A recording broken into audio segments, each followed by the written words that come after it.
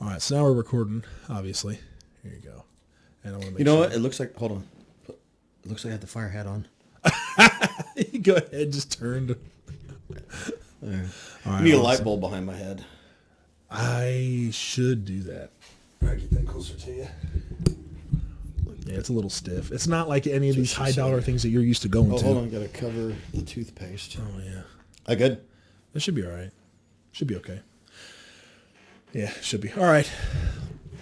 Well, Brian, thank you so much for spending the time out of your really busy schedule in your day to come speak with me on my little show. So I really appreciate having that. a real job. It's the nicest, isn't it? Yeah. So awesome. Well, thank you for coming on again. Not again, but appreciate you coming on. And just before this, we had lunch, and then before that, we rolled at your Jiu Jitsu gym. Yeah, the Jiu Jitsu gym that I belong to, the Franklin Jiu Jitsu Club / hashtag, if you will, Grizz Cave. Grizz Cave. Which is affectionately referred to as Grizz Cave because half the guys in there are the size of grizzly bears. So, There's some big dudes in there. yeah, you're one of them now. So you're a card-carrying member now. I appreciate that. Yeah, it's awesome. Bring that up a little bit closer. A little bit James, closer? A little bit closer. I can project. You can project if you I can want, project. yeah. I break out the old drill sergeant voice. Were you in DS? Mm-hmm. Were you really? I didn't know that. Yeah. Well, let's go ahead and first talk about the Warrior 110 project that you have. Yep. So go ahead. What was the idea of starting this? When was it started? And who was anybody else that motivated you to do this? Was just yourself? So the whole thing, well, let me tell you what it's for, and then I'll tell you how we got there. The Warrior 110, I founded this organization to help bring forward and maintain awareness of the issues of post-traumatic stress or traumatic brain injuries that so many combat veterans struggle from. We also know that that's the predominant cause, those two things that lead to the epidemic that is the 22 veterans a day committing suicide, taking their own lives. So instead of really focusing on the outcome, we decided let's focus on the predominant cause, So we want to focus on post-traumatic stress, traumatic brain injuries. And I originally started this with the help of a good friend of mine that I served with. He had recently just gotten out of, it was either 3rd or 7th Special Forces Group. I can't remember which one he was with. Regardless, we had not talked in quite a few years, and we had reconnected. He popped up to my bar that I had in Franklin at the time, the Mint, and I had recently just built it, opened it, and with a couple buddies of mine, and so he and I, his name's Adam Smith, great guy. We sat down and just shooting the shit, catching up, and just like, man, we need to do something together. So initially it started like, let's cross-market our businesses. Well, I mean, I work as a consultant and I work in investigation stuff. That's not really something you can cross-market. So the bar was the obvious thing because it's a retail public place. And then he owned a business at the time down New Albany, Indiana on the river, Greystone CrossFit. It was a CrossFit gym. Well, geographically, that's going to be hard to cross over. And then CrossFit and Bourbon, not exactly the easiest. So it rapidly became aware. We became aware of the fact that we're trying to fit a round peg in a square hole here. It's not going to work. So that shifted, and let's just do something for our fellow veterans. Now, he and I both have very similar stories. We struggled pretty bad there for a while. I've never hidden the fact that I struggled with some things with, post-traumatic stress, traumatic brain injuries, which they both have very, very similar symptoms, but yet require different treatments. So they've gotten misdiagnosed for one another for so many times. So guys would have one, and they were getting treated for the other with no positive results, and vice versa. So we wanted to continue to help bring awareness to these things. These are two things that really affected he and I in our life. And then we both also have a similar story. And then we got very lucky in the fact that we essentially got through it on our own. Very lucky, not because we're better than anybody in our skill. We just got very lucky. By the grace of God, we got through the darkest point by ourselves and came out the other end of the tunnel, so to speak. And we decided, as being non-commissioned officers in the Army, you take care of the guy to your left and your right, and you lead the guys. We're not going to let other guys do this on their own like we did if we can help it. So let's do something to help our fellow vets. Let's help that are struggling with these two things, TBI and PTS.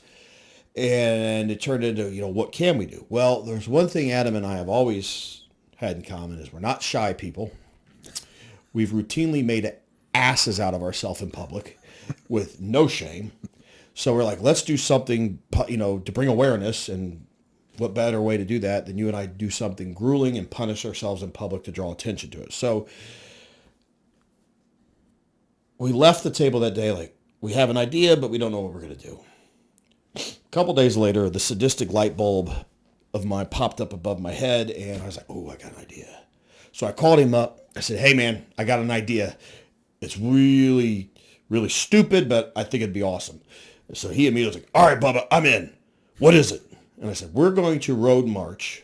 We're going to put our 45-pound plus packs back on our back. And we're going to road march from your business in New Albany to my business. I already mapped it out. It's 110 miles, i.e. the Warrior 110.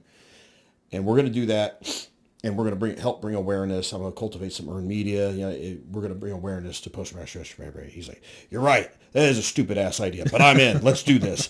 Less than 2 weeks later, with no train up whatsoever, nothing, he and I embarked on this thing. After I called up some media contacts I had, the Hammer and Nigel guys had me on the air talking about it. Those guys are amazing Americans, and a few others, and it was in the paper and whatnot. And we didn't even have our 501c3 form, so we did a push through. We just had everybody donate directly to another organization. We didn't want to touch the money because we didn't have I just didn't want to deal with the IRS, to be honest. And so we just said, hey, donate directly to these guys. But we're going to use our powers for good, not evil here. Instead of making ourselves look ridiculous in a bar, we're just going to make ourselves look ridiculous on the side of the road, carry these heavy packs 110 miles. It worked, man. We raised thousands of dollars. Did it. Destroyed our bodies in the process. Because I'm telling you, the only training I did was drink bourbon. I mean, I hadn't done this in years. Horrible back, horrible shoulders, Anyway, we did it, and it was awesome. And we raised a lot of awareness. We raised some money. We were able to send guys and gals, combat veterans, to different programs like Warrior's Heart, the Brian Bill Foundation. There are all these different organizations helping people deal with just these things we spoke of that we're helping awareness. We are now trying to develop our own programs and everything, so we're kind of stockpiling our funds now to do that. All the while, if a guy's really in immediate need, we'll send him off to. We've had a tremendous amount of luck with the Brian Bill Foundation, which is named after Brian Bill, former SEAL Team 6 guy that was killed in Extortion 17 back in, 12, I think, August 6th, I know that. I know his parents real well. They run it. It's amazing. They have helped so many guys. So we've sent a lot of guys down to them. But we're also going to try to develop some programs up here, based off of resilience and things of that nature. Haven't got there yet, hoping that we have another big splash because we're getting ready to do this for the 4th time now. That was in 2019. Adam did the first one with me. Another buddy of mine jumped on the tail end of that one just because he's a good American. He's a veteran. He jumped on, and he's done it the last 2 with me, and he's going to be doing it. He's my partner in crime on this thing now, Darren Tissender. And he lives down in New Albany, ironically. Oh, perfect. Yeah. So it's perfect. We are shifting to Jeffersonville this year. I can get into that in a little bit. And we're changing the route up significantly this year. Well, the start and the finish. And I'm trying to work all that out. But anyway, Darren does it with me every year. We do not go up the path we took the first year, which was 135. That was pretty perilous at times. No shoulder on the road, pretty windy road. No amenities for miles and miles and miles. And, you got these young individuals, I got Tiff coming around the corner at Mach 12 while she's texting her BFF, not paying attention, and we're having to literally dive off the side of the road. So what we do now is we pretty much strictly stay on US 31. Big, wide shoulder, nice flat road. Mm-hmm. The first year, we just pushed into the wood line and slept where we stopped. I'm too old for that shit. I'm not this hard son bitch anymore, so we stay in hotels, drink bourbon, and look for the hot tub now, but we still do the mileage, We do it over a 5-day period just because we can stretch it out, get the earned media spots, things of that nature. And so, ironically, at 110 miles, if you divide it by 5, that averages to about 22 a day, which is also a significant number. That is pretty crazy that it's turned out to be that. Yeah, so we'll take off on Tuesday, November 8th this year. We'll finish up on November 12th, that's Saturday. And we always encourage people to come do the last 10, 12 miles with us that last day. The reason why we do it then, 2 reasons. First year we did it over the 4th of July week. That was not a good idea. I was nips up on the side of the road about to die with heat stroke 4 hours into this thing. It was horrible. We did it, but it was bad. Now we do it in November, and it encompasses Veterans Day week. The Veterans Day being on the 11th, so we get to do it that. And there's a few other things that happen there. I think the Marine Corps birthdays, it's in that same time frame. I think so. I had the distinct honor to speak to the Marine Corps League of Southern Indiana as we were walking through Scottsburg. They're like, "We're having our dinner tonight. Come talk." I'm like, "Perfect." They were amazing. It was a real honor to be not being a Marine, being a soldier, to be invited to as a speaker at a Marine Corps ball was humbling, because they're pretty proud of their shit. Everybody knows. Just check all the stickers on the back of their cars. That was a big deal. So we just it's a perfect way. I don't overheat, because I'm old and brittle, fragile, all those words, and we still have we've had a lot of success continuing to bring awareness, raise funds for et al. Traumatic brain injuries and post-traumatic stress. So do you guys live stream any of it while you're hiking? We don't really live stream it because down in Southern Indiana is no man's land. It's very hard to even get phone calls at times, but we do a lot of, every day I'm putting out multiple videos and photos. I was doing wrap-ups at the end of the night while I'm sitting there licking my wounds in a hotel room, with bourbon in one hand and, Band-Aids in the other. So we do a lot of that and put it out, and it's great. I'll call into certain radio shows and stuff, kind of check in, give everybody an update, and then people just come out and walk certain distances with us. I was about to ask, did you ever have people just kind of just show up whenever you guys were walking and kind of ask what you were doing and all that stuff? Did you have people like honking as you're driving by? Yeah. Oh man, it's awesome. Everybody honks, everybody waves. Everybody loves it because we walk with the big American flags, with the rucksacks. I've seen the pictures of that. That's evolved from small flags to big flags, which seemed great until we got into this heavy windstorm and I was getting drug off the side of the road in the rain. But yeah, we do that. People honk everything. Unfortunately, that actually the second year, I think the timing's right. The second year was election year. And I think that was when Trump and Biden went out. Anyway. Trump and Clinton. No, it was the second time when I'm trying to remember. Anyway, we did it because if you also look at that first week in November, it's election time. Well, You're right. It was the second time. Unfortunately, interpreted all the patriotic American flags, everything. Even though we have our opinions on things, but the organization, the Warrior 110, I'm emphatic. It stays completely apolitical. We represent everybody. I always tell people, we fought for people's free speech and all the other rights, but we don't have the right to dictate what that is. Just what you do with that free speech is up to you. But we fought for everybody's, not just some people. We fought for everybody's. So we stay completely apolitical. We don't talk about anything political when directly connected to the Warrior 110 whatsoever. Now, catch me on my own, I'll tell you what I think. Believe me, I'm known for that. But anything that is involved with Warrior 10, it was completely apolitical. And, the Facebooks and Instagrams of the world and the hires there, I think they looked at all those American flags and they think, well, they must just be some Trumpsters or something. And we got our feed. We went from averaging 300 to 400 likes a post the year before to 2, and one of them is me. Just other than if you didn't go to our page, we were not in anybody's feed. It got squashed. Do you think that was the algorithm on Facebook? It had to be. I mean, it wasn't by accident. You don't go from 3 to 350, build all these followers up, and you're getting nothing on these, just nothing. I mean, unless somebody went directly to our page on purpose, we did not show up in anybody's feeds at all. And it's been that way ever since. I encourage everybody to go to Facebook on the Warrior 110's page, share this stuff, but don't get demoralized when you don't see there's a whole lot of likes on there, because if you're not sharing it, nobody's seeing it. I don't know how to turn that off. It's like, if you're going to take the steps to do that, at least take the steps to follow up and say, okay, we were wrong there. This isn't political. I think it's pretty bad that they would squash one side of the argument anyway. But we are an apolitical organization that's about helping combat veterans that fought for their right to even own that goddamn company. And they just squashed our shit.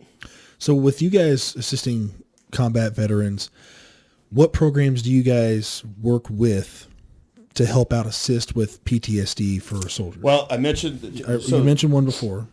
Warriors Heart is a program down in San Antonio that helps veterans that are struggling simultaneously with post-traumatic stress and alcoholism predominantly or drug abuse.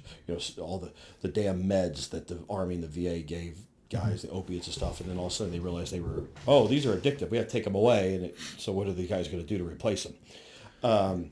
Lucky I never fell in that trap, and I emphasize the word in all capital letters, lucky, because it could have happened to me, because I saw it happen to better men than me. So we've sent guys to that, and it's not inexpensive. It's pretty pricey. I think that program's like $25,000 a month, inpatient. You're there, they work with you. You work out. It's that much? It's an amazing program though, and they just have a huge amount of overhead to be able to facilitate it. I mean, nobody there is doing this because they're trying to get rich. This is a legitimate organization that is doing this. I think the founder struggled himself, kind of like what we were doing. They're legit. Warrior's Heart, amazing program. I can speak to one guy specifically from this area that we sent down there. Won't mention his name, obviously. Guy struggling bad with alcoholism. Just bad from post-traumatic stress, the nightmares, and just self-medicating with alcohol. And that dude's doing great today. Really? 2 years plus sober now. I mean, just awesome. killing it. Obviously it has to come from within, but they help facilitate getting that out of you. So the other organization we've done a lot with is the Brian Bill Foundation.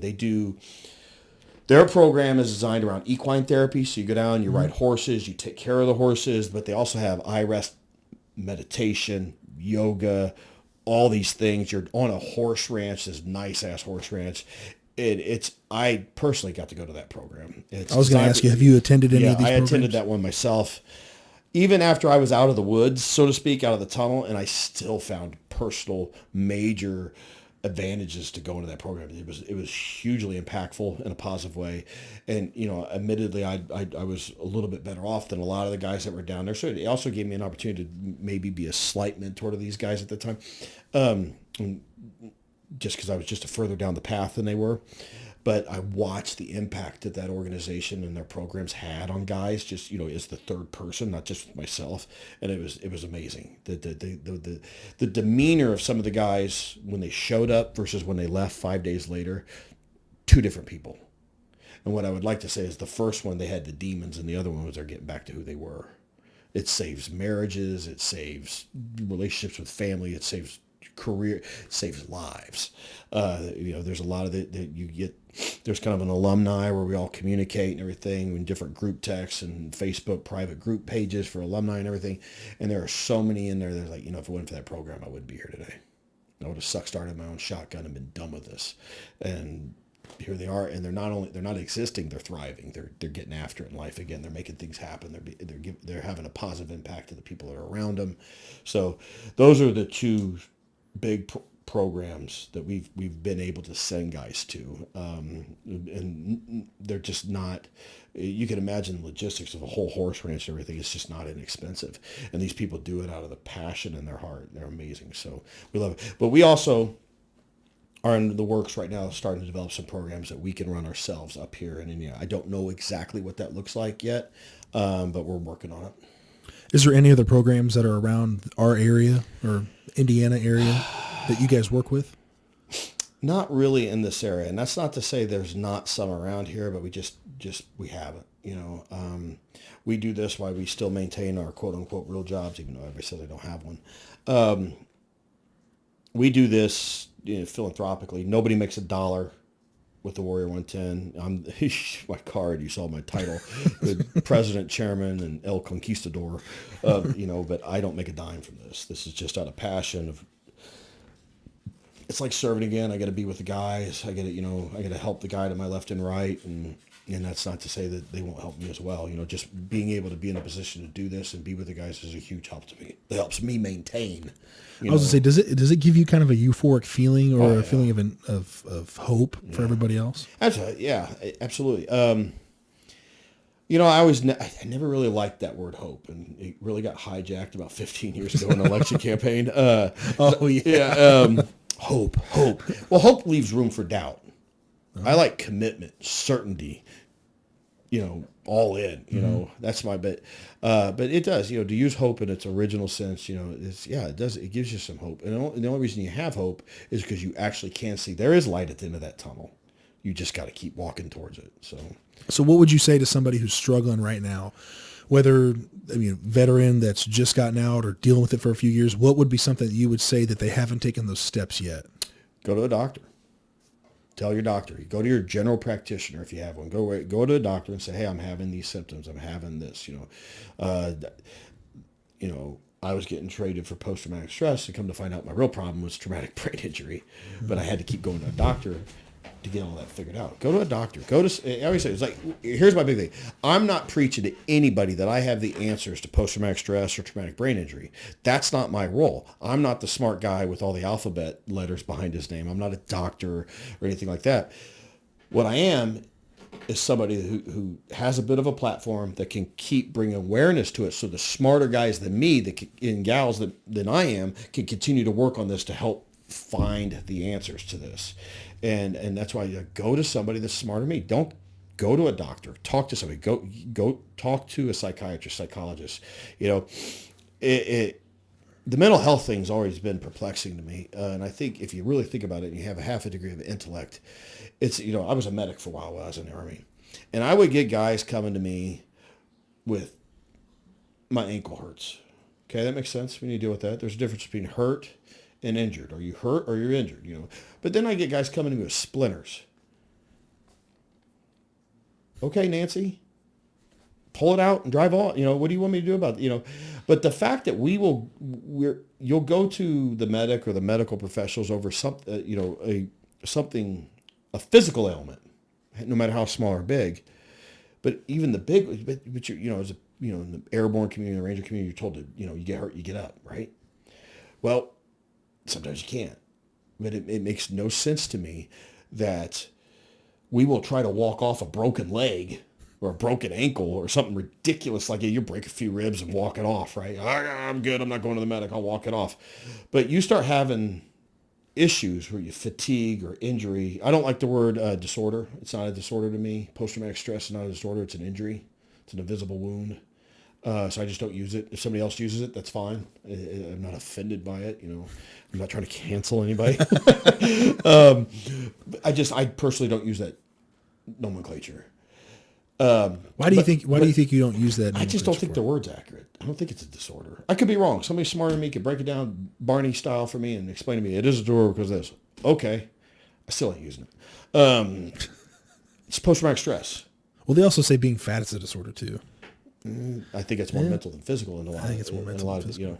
It's both. There's some people that just can't help it. They struggle, and I get that. And I feel bad for those people. And but then there's some people, I think more than not, I'd say the majority. They just Laziness. can't put down the goddamn bonbons and the remote control and get their ass off the couch. But that's not all of them. And anyway. It's amazing to me that we will try to walk off broken bones, but when it comes to your mental mechanism, the most sensitive, important part of your body, you'll come to the medic over a splinter, but you won't go get your mental mechanism looked at when it's right. It's silly. We got to get rid of the stigmatism on it. So guys don't feel, I gotta be John Wayne and walk out. Well, John Wayne wasn't even John Wayne. He's a goddamn actor. He never even served. He wasn't in any of these wars. That was a persona. It was an act. It was fake, like half our politicians. Half probably in there. 98% of our politicians. And don't walk it off. Go to a doctor and start solving these problems. Get after it. Go look at it. Be proactive. And that's easier said than done, because when you're dealing with that shit, the hardest thing is to get off that goddamn couch. And and I'm not saying anything. I'm not practicing, or I'm not telling somebody to practice something that I'm preaching that I haven't practiced myself. I struggled. I was really bad there for a while. I got out of shape, got overweight for the first time in my life. I'm usually one of the fittest guys in the room. I was not that guy for a while. It did not help that I owned an Italian restaurant at the time. Really bad combination. Oh, look at all the wine and the beer, and I'm like, I'm gonna eat healthy today. Yeah, I said it every day. I'm gonna eat healthy today. I'm gonna have the salmon and this. Oh shit! Look at the meatballs. The meatballs look really good. Oh, look at the pasta fagioli. Bad combination. So, but at the end of the day, man, something had to give, and I just my path back, isn't a way I would recommend to people, but it worked for me. I was kind of like an all-in guy. You got to jump out of the airplane. There ain't no going back type of guy. So I was on some meds from the VA, which I didn't agree with me. I don't think. And some of the meds I was on was basically because my eating habits were horrible. I had high blood pressure. I had cholesterol, high cholesterol. And then a few others, just were for their mental health. But it's like, you prescribe these goddamn pills with no end state. These are supposed to be a bridge. I'm not going to be on these things the rest of my life. What's the plan, Stan? No plan. Just keep taking a pill. First off, we all know you take the same pill forever, it starts to wear off. Mm-hmm. Doesn't work anymore, and then your body becomes very dependent on it. I don't give a shit what it is. Anyway, it was right. So one day I woke up. I was like, it's that cheesy. It's a cheesy line from a movie, which was a really good movie, but it's cheesy that I hearken to it. But if you remember in Shawshank Redemption, when Red said, Morgan Freeman in his voice said, well, if you ain't gonna get busy dying, get busy living. And that just kind of hit me. It resonated, and I said, fuck, I need to do that. So I went in the bathroom and I looked at myself in the mirror and I was like, I do not recognize this sloppy fat bastard. Who the hell is it? I don't like him. So I pulled my clippers out, shaved my head, and took all my pills, flushed them down the goddamn toilet. It was a rough few days. I'm not recommending that to anybody, but I had to do something to shake myself into it. I fasted for 4 days. Coffee and water, black coffee and water. That's all I had for 4 days. Rough few days, because I also like to eat a lot. At the end of that 4 days, I incorporated one small 100% protein / fat meal. That was it. 3 eggs. That was it. For dinner, 3 eggs for the next 20 some days, which rounded out in 60 days, 30 days. In 30 days, I'd lost 28 pounds. Somewhere in the process, I went from being just laying on the couch all day, being miserable, to doing push-ups again and sit-ups and no body weight squats, holding onto the kitchen sink, and at the end of another 30 days, the only thing I changed, I shocked myself back into being who the fuck I used to be, not this piece of shit that I've become. And I adjusted my meal. And by I say that, I kept the same diet, 100% protein, but I could eat as much as I wanted in about a 4 to 6 hour window. So now instead of 3 eggs, I'm murdering like 18 eggs, and I'm really starting to work out again and everything. You fast forward, at the end of 3 months total, I dropped almost 50 pounds.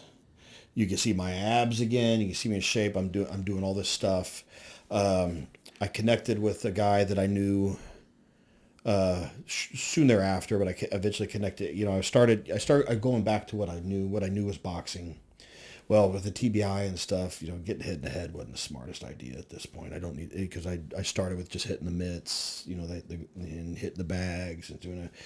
So natural progression, I need to start sparring. Well, I've had quite a few concussions in my day, so it's probably not the smartest decision. I'm probably 1 or 2 shots away from drooling in a goddamn Dixie cup the rest of my life. So I said, I can't do that. I got to do something. So I start pushing weight around everything, and I met a guy. I've known him for years. We knew him through the football alumni community from Franklin College. He was a much better player than I was. He's in the Hall of Fame over there. He's badass. His name is Jay Hotsucker. And he's like, I know you used to, football, you used to fight and you used to do all these things. You need to come do that. I'm a black belt in Jiu Jitsu, and we have a group. We meet. You should start doing Jiu Jitsu. I'm like, I'm trying, And I knew what Jiu Jitsu was. And I was like, I don't know. He's like, just come in. You either like it or you'll hate it, but you'll know really quick. He said, I know people like you. You're going to love it. So come in. So this, at the time, he's 65 or 6 or something. I'm all right, old man. Because at this time I'm in my late 40s. I'm not 50 yet.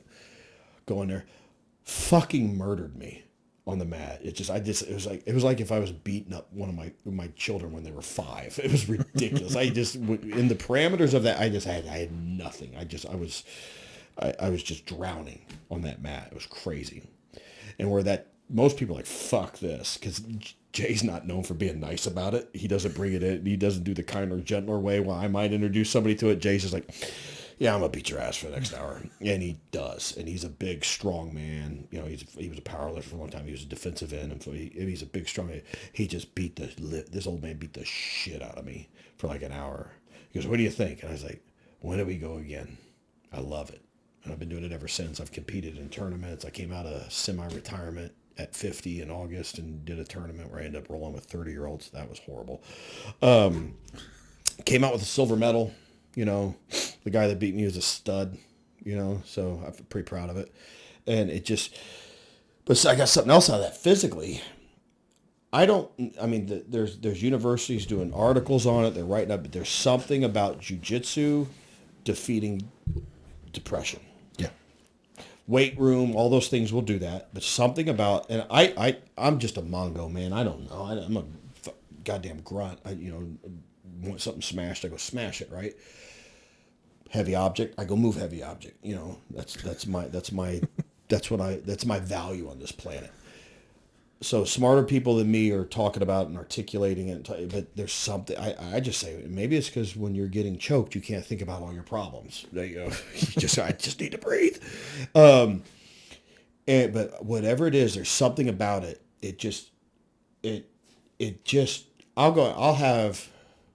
Just recently, I was having a shitty day. There's some shit going on in my personal life. You know, life ain't all sunshine and fucking rainbows, right?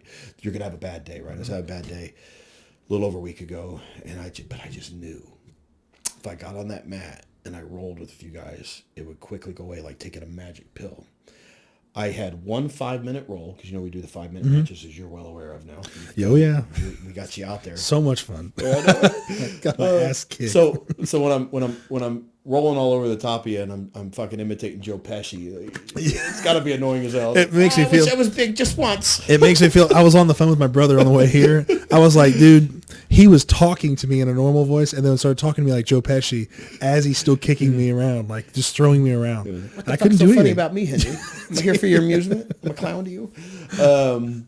But anyway, one 5-minute roll, I sat up, drenched in sweat already because I'm old and these young guys wear me the hell out. I love it. It was gone.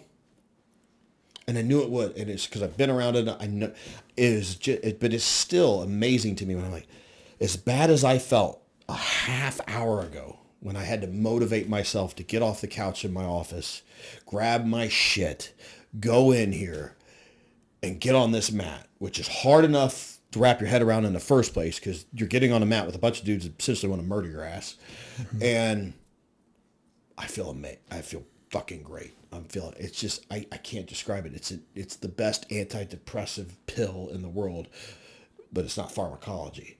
And I think it's also, I think it has a lot to do, one of the biggest contributors, controversial, but testosterone. Mm-hmm. Biggest contributor to anti-depression for men. And I think most men are depressed because their testosterone levels are low. Their testosterone levels are low because they're just not getting an afterlife. We live a very sedated, lackadaisical lifestyle as the average American now, and this is just the way it is. You know, you can't sit in a goddamn cubicle all day and think your test level is going to be high. So you got to get after it. And the best way to get those testosterone levels to start going up is do some physical shit. And I don't give a shit if it's working in your goddamn yard, baling hay, throwing weights around, throwing other people around on the jiu-jitsu mat, running. You got to do something that causes your body's fight or flight mechanisms to go, to get the adrenaline pumping, and that's what drives the testosterone level. With that said, there's no shame in anybody's game. Go to the doctor, get some help with it too. There's so many legal ways to do that now. They know so much more than they did, 20 years ago. Go talk to your doctor about getting you. It will be the best quality. I have yet to do that, actually. I get shit for it all the time because I got 30-year-old buddies that are taking the shit and they're like, "You're 50, you're not taking that shit." I'm like, still choked you out. They're like, "Yeah, but 30 minutes later, you're over there laying on the side of the mat groaning and we're still rolling." I'm like, "Fair point." 50. 50. No, I say right. 50. I'm 50. Fitty. This is my 1 year to say fitty, and I say it all the time. I'm fitty. And then I did that 50 mile extreme ultra marathon. I was going to ask 50 you. kilometer extreme 50 ultra kilometer ultra mile. which was not a good idea. It was a bad idea. But I got the big 50 sticker on the back of my car now. Everybody walking around with their 13.1s. I was like, oh, that's cute. Got 50 now. However, they didn't see me doing it. I was a hot mess, dude. So I'm still suffering when from you that. did that, you never prepped for it. No. So what was okay? Prepping's a crutch for the weak. I drink bourbon. Drink bourbon, bud. Lights out bourbon. So how long did you go from making the decision on wanting to do that 50 kilometer ultra mile marathon, whatever it was, to actually doing it? I'll round up, say 2 months. Just 2 months of prep work. That's it. Well, I never ran before that. Well, I ran a little bit. I ran 2 miles here, 2 miles there, and so I made the decision about two months out, and so I went out. I'm gonna train for it now. So about twice a week, I'd run 2.5 miles, and then I worked my way up. One day I ran 5 miles. Then one day I was gonna go run 5 miles. I was like, I feel really good, so I ran 7 miles. So I run for about 4 days after that, and then early May they had the what do you call it? The mini marathon. Mm-hmm. You run around the track and everything, and you finish on the 500 track at the Brickyard. And I was like, I need to go do that. It's 13.1 miles. I should be able to at least do that, right? I'm getting ready to do 50 kilometers, which is 31.07 miles, in not flat surroundings. It was in Brown County State Park through the off-road bike, the mountain bikes, and just they just cut a line through the woods and just hung pink tape. Follow that, it was horrible.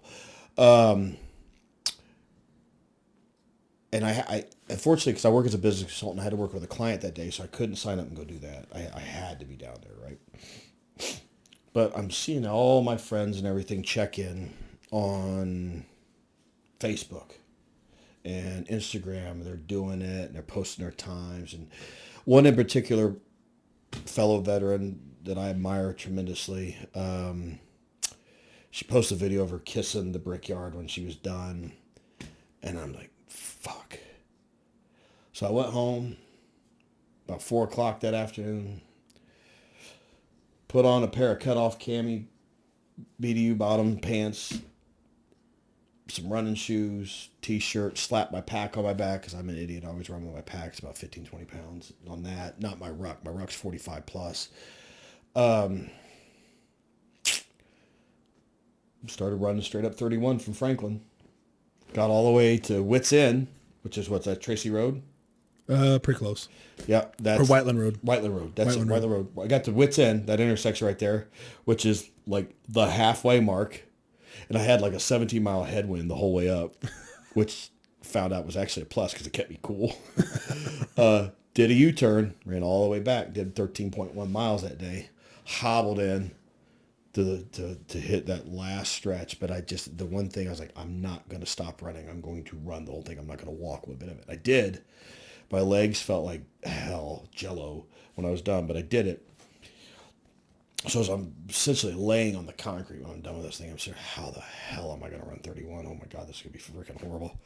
So, but I don't know. Other people motivated me, seeing their posts and stuff. Whether they realized they were doing it to motivate me or not, they did. And I'll always be thankful for that. You know, appreciative. That's why I like social media. I mean, there's a fine line of just being thirsty and needing likes and hearts and loves and all that shit. Mm-hmm. And then there's putting shit out for content that, you know, it motivates yourself, but it also motivates other people, whether they tell you that or not. You know, it's just, you know, try to tone down the sexiness, you know, maybe, I don't know.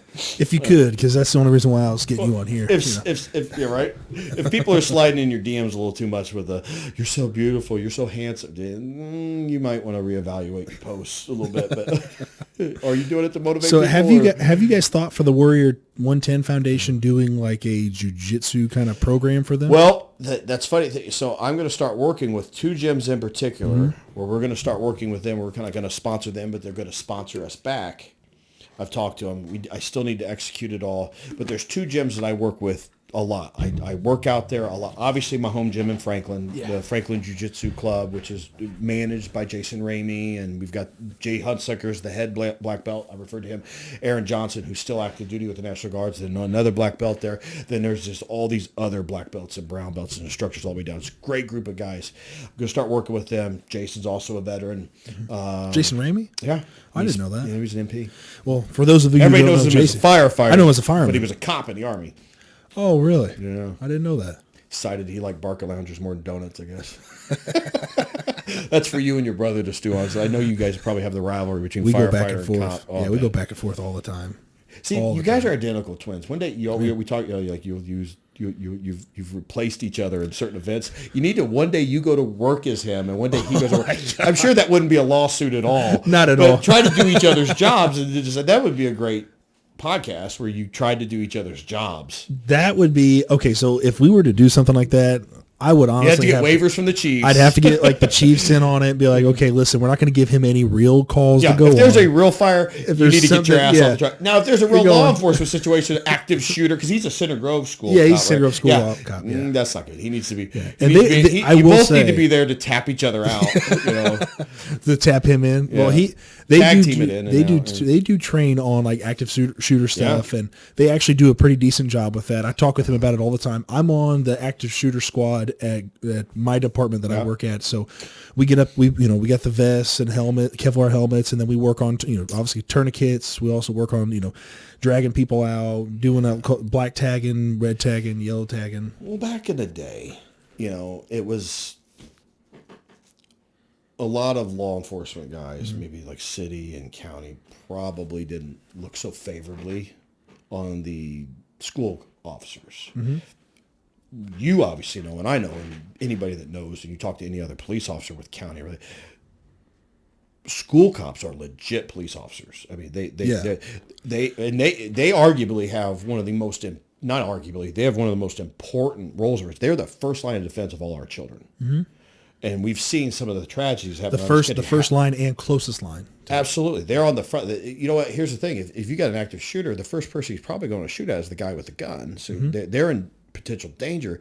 I think the days of snubbing the school resource officers, those days are gone. These guys are legit law enforcement officers, and everybody knows it.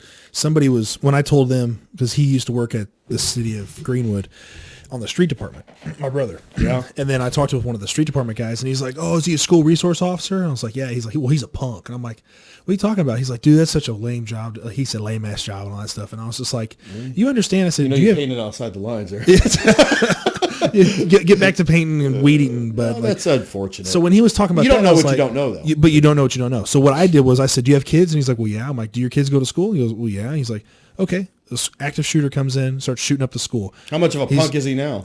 I said, he comes to your kid's bedroom. He comes to your kid's bedroom. He comes to your kid's schoolroom. Do you want a cop there? Do you want somebody with a gun there? He's like, well, yeah. I'm like, that's my brother. I said, that's what he does. I said, he takes other people's kids and applies it to himself to say, these are my kids, and I will protect them until I die. You just dropped off what is most near and dear and important to you, your children. I got them. Mm-hmm. I'm going to protect. Yeah, obviously the teachers do their best, but that's the guy. There are people. Most people run away from shots fired. They run towards it, just like a soldier, just like any other law enforcement. They are there to defend and protect those children, and lay down their lives if they have to. So it's just it's nice that people actually realize that now. Mm-hmm. Well, and what it takes to realize that, obviously, look at like 9/11 for firefighters. Yeah. What it takes to realize that is a tragedy to happen. Unfortunately. And that's the most unfortunate truth. And you guys have learned this in the military. Yeah. Most of your protocols have someone's name attached to it. Yeah. And it's got to have, you know how many discounts I get now? I tell people all the time, they're like, why'd you join the military? I'm like, the 10% off at Lowe's? You kidding me? Dude, free meal on Veterans Day at Denny's? Are you sure? I think it's Denny's or Golden Corral. Like, hell yeah, Apple. Yeah, so it's just, but until a tragedy happens, people won't realize it. And then obviously how firemen were treated after 9/11. Like the guys that I work with that are the older guys, they were working at that time or they were just getting on. And they were like, dude, we were treated like kings everywhere we went. And people still treat us really well. I mean, you don't have to look very far on the news to see where officers are, all police officers, school resource, city, county, state, DNR, whoever, they're constantly doing things that put themselves in harm's way for the greater good of society. Yet, especially in the last few years, they just got shit on so bad. And it just, dude, I look at it as like, well, I don't know why anyone would want to be a police officer except one reason, because they're wired to be that sheepdog. They're wired to be that person to protect. The same reason why somebody becomes a soldier. It's the same reason somebody becomes a firefighter. It's the same reason why somebody decides to work on an ambulance in EMS. When people run away from crisis, they run towards it. They're wired that way. And the reason why somebody would want to be a police officer is because that's what they're supposed to be. That's how they're wired. That's what they do. And God damn it, we're lucky to have them, But the way they get treated sometimes, it's just, I know the dude wrote you a ticket. Well, you were driving like an asshole, It's like every ticket I've ever had, I'm like, yeah, I deserve that. I knock on wood, I haven't had a ticket in years because I just don't drive that way because it's with gas prices, it's expensive. But it's just, it is the way, especially the last few years, the way police officers got treated is just fucking horrible. And that's like, to go back to the Warrior 110. Combat veterans don't even remotely come close to having a monopoly on post-traumatic stress. Are you shitting me? We talked about that earlier. Yeah, just before. There are far more people walking around with post-traumatic stress that don't even know it than don't. I mean, it's just I would argue that probably 75% of our populace in some capacity has got post-traumatic stress to something. I don't know, shitty childhood, sexual assault, horrible automobile accident, or something outside of the realm of what soldiers and military law enforcement, fire service do. Just what we call normal people, civilians or whatever. There's people everywhere struggling with post-traumatic stress. So when we continue to bring awareness for it, it's not really just combat veterans. It's using the vehicle of the combat veteran, but it trickles down and it rolls into the rest of society and for the benefit. It's like everybody knows that trauma medicine knowledge and capabilities goes through the roof during war because there's just all these horrific things going on in war, and all these doctors learn all these things, and the learning curve goes vertical, right? Well, the same thing, for the first time, I think, in our history, we're like, hey, let's apply that same principle to mental health.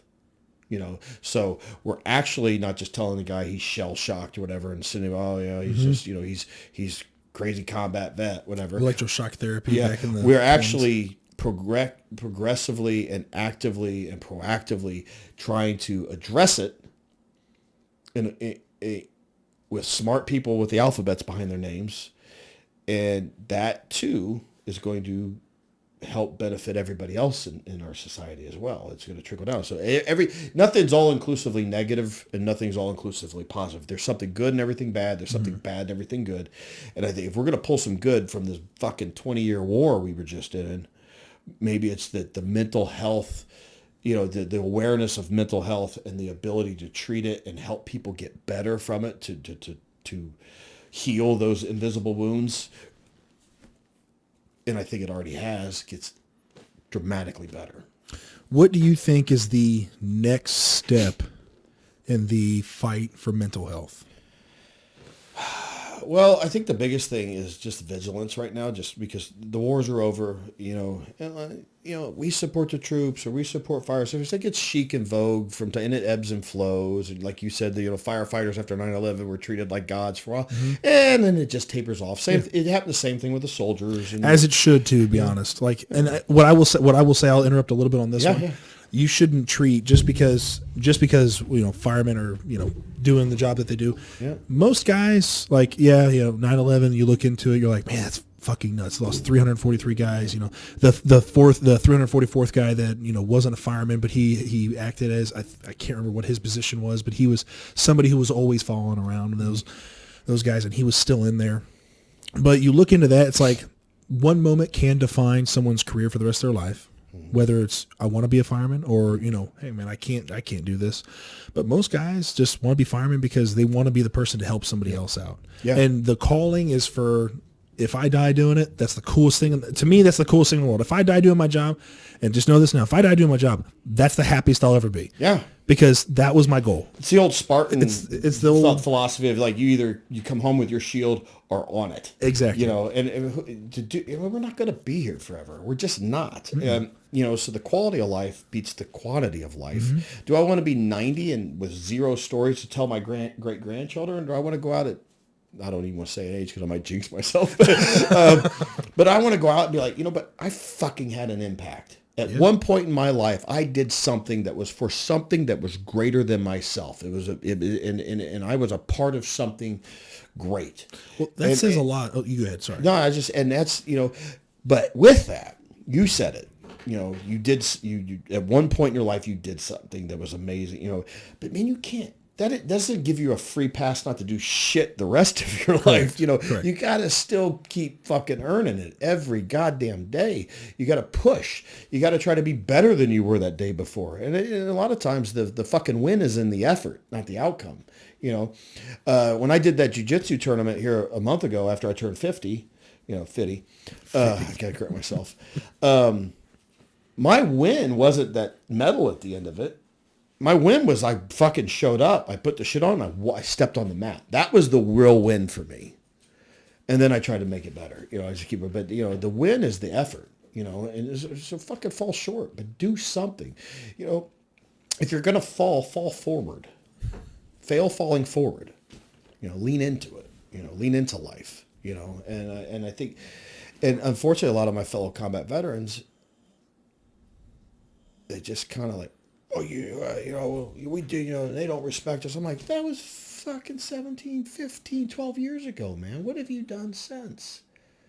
You can't just bank on that the rest of your life. You have to, and it doesn't have to be anything of that magnitude. It doesn't have to be on that stage. It could be simply, I'm a really good dad. My win today is my win the other day was I took my daughter out and pitched her softballs for a freaking hour. Because that's what she wanted to do, and I spent quality time with my daughter, and if that makes her, and I do things with her or my sons, my 3 sons, and I spend time with them, and it just, something in there I do, even if it's accidental, makes them a better citizen as they're an adult, better contributor to society. Then that's the win, It's small wins, man. My big win really soon needs to be, I need to clean my office. It's a goddamn mess, and it's horrible. And people come in there and like, okay.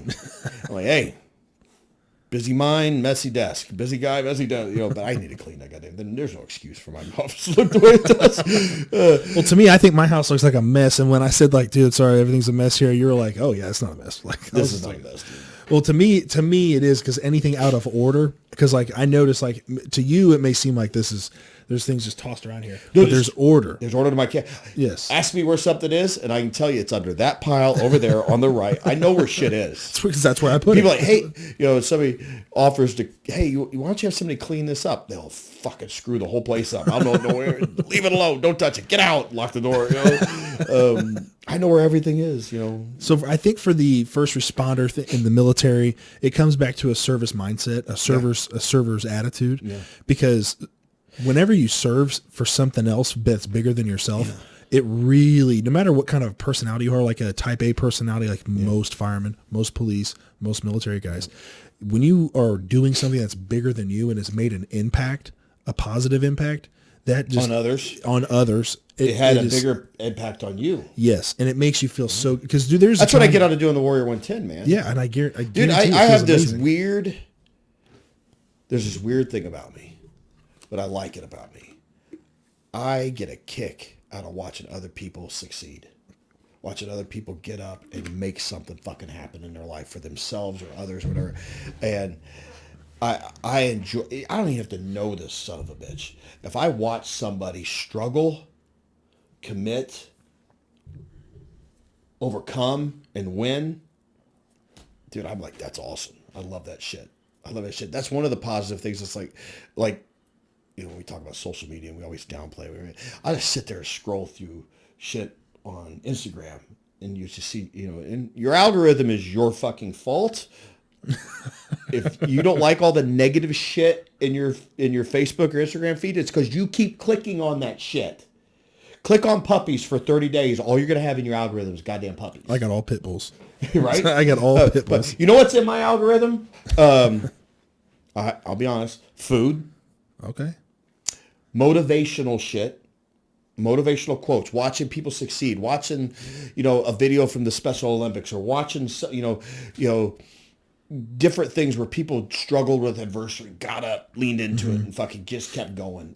Just the guy where the one guy's running the fucking marathon, and he's leading, but his body just gets up, and instead of the guy behind him doesn't pass him, he picks him up and lets him go over there in front of him. That shit just right in the feels, gets me every time.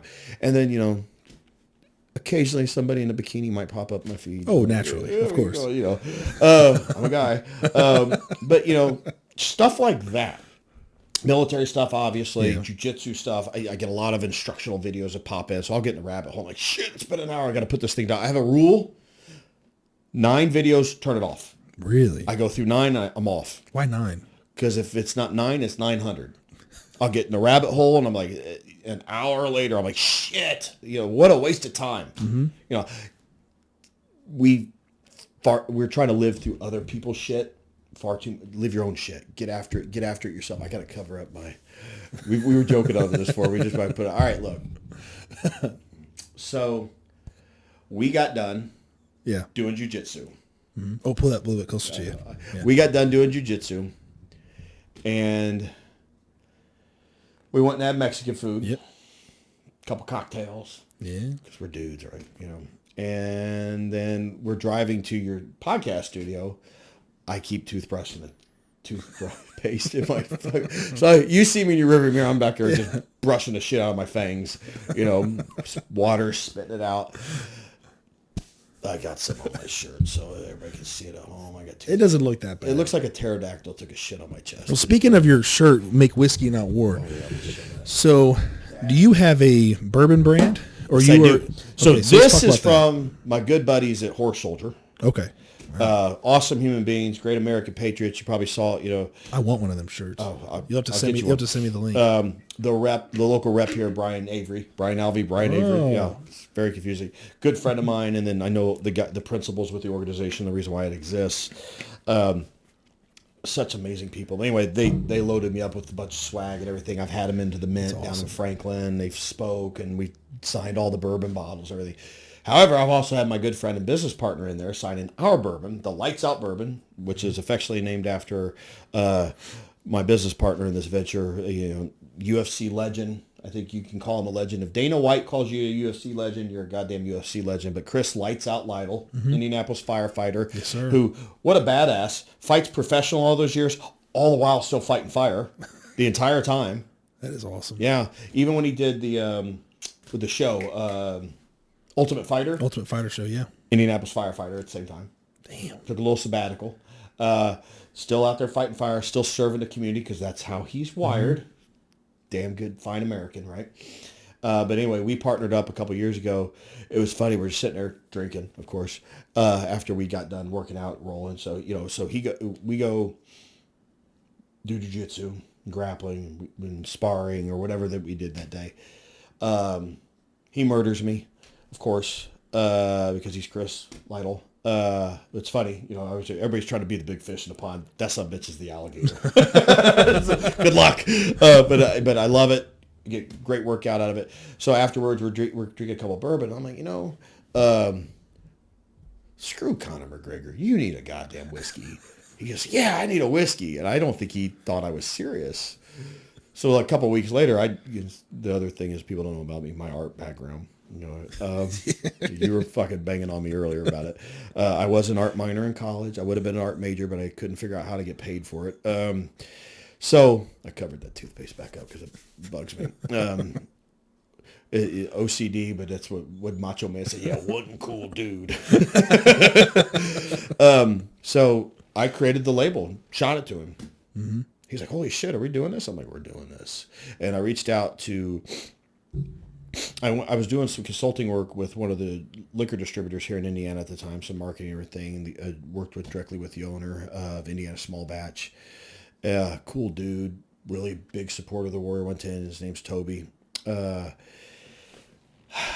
called him. I said, "What do you think?" He's like, "Oh, that's awesome." So he got on the phone, started calling distillers and his clients, and boom, we had one. I said, "Yeah, we'll do it." It didn't work out with them because they were not keeping up with demand because the demand took off big time. So we switched distillers at one point. But regardless, we're here. We've got it. It's an amazing. It's a high rye bourbon, Indiana made, because we like our tax money to be spent on our roads, not somebody else's.